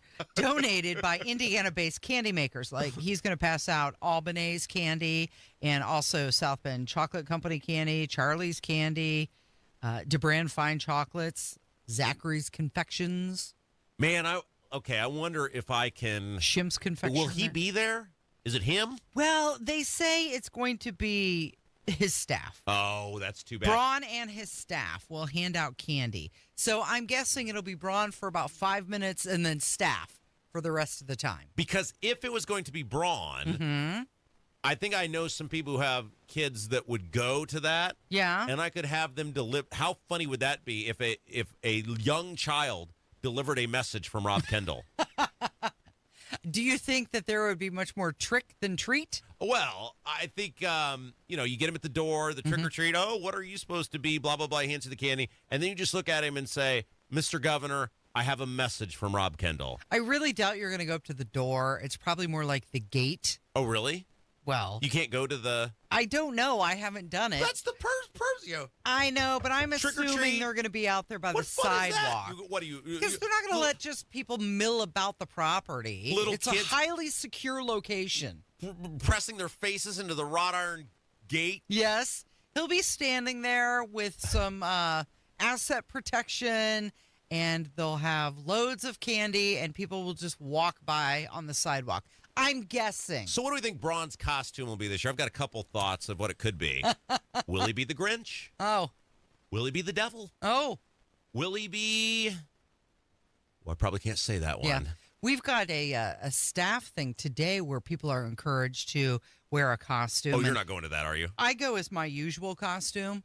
Headphones in one hand, hand out in the other.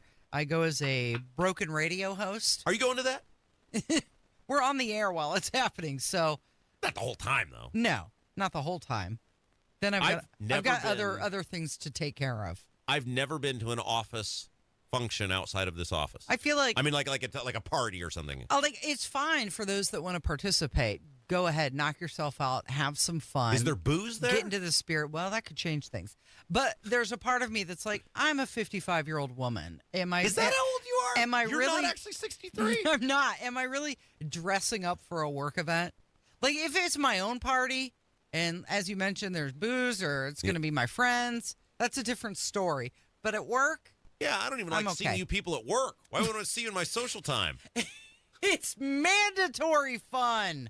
Yeah, I mean, I got to do the sports betting podcast when we get done here. I could do Off the Rails when we get done here. We're busy. We've got other responsibilities. Yeah, no doubt they'll feel very bad that we're going to be there. Free food? Maybe for the free food, but still, I don't have a great costume. I'm going as impoverished because that's what you people have made me. Right, that's what I'm saying. Headphones in one hand, hand out the other, and just asking for money. Speaking of out. Arms for the poor. Speaking of out, that's what we are. We're out. All right. Thank you, Rob.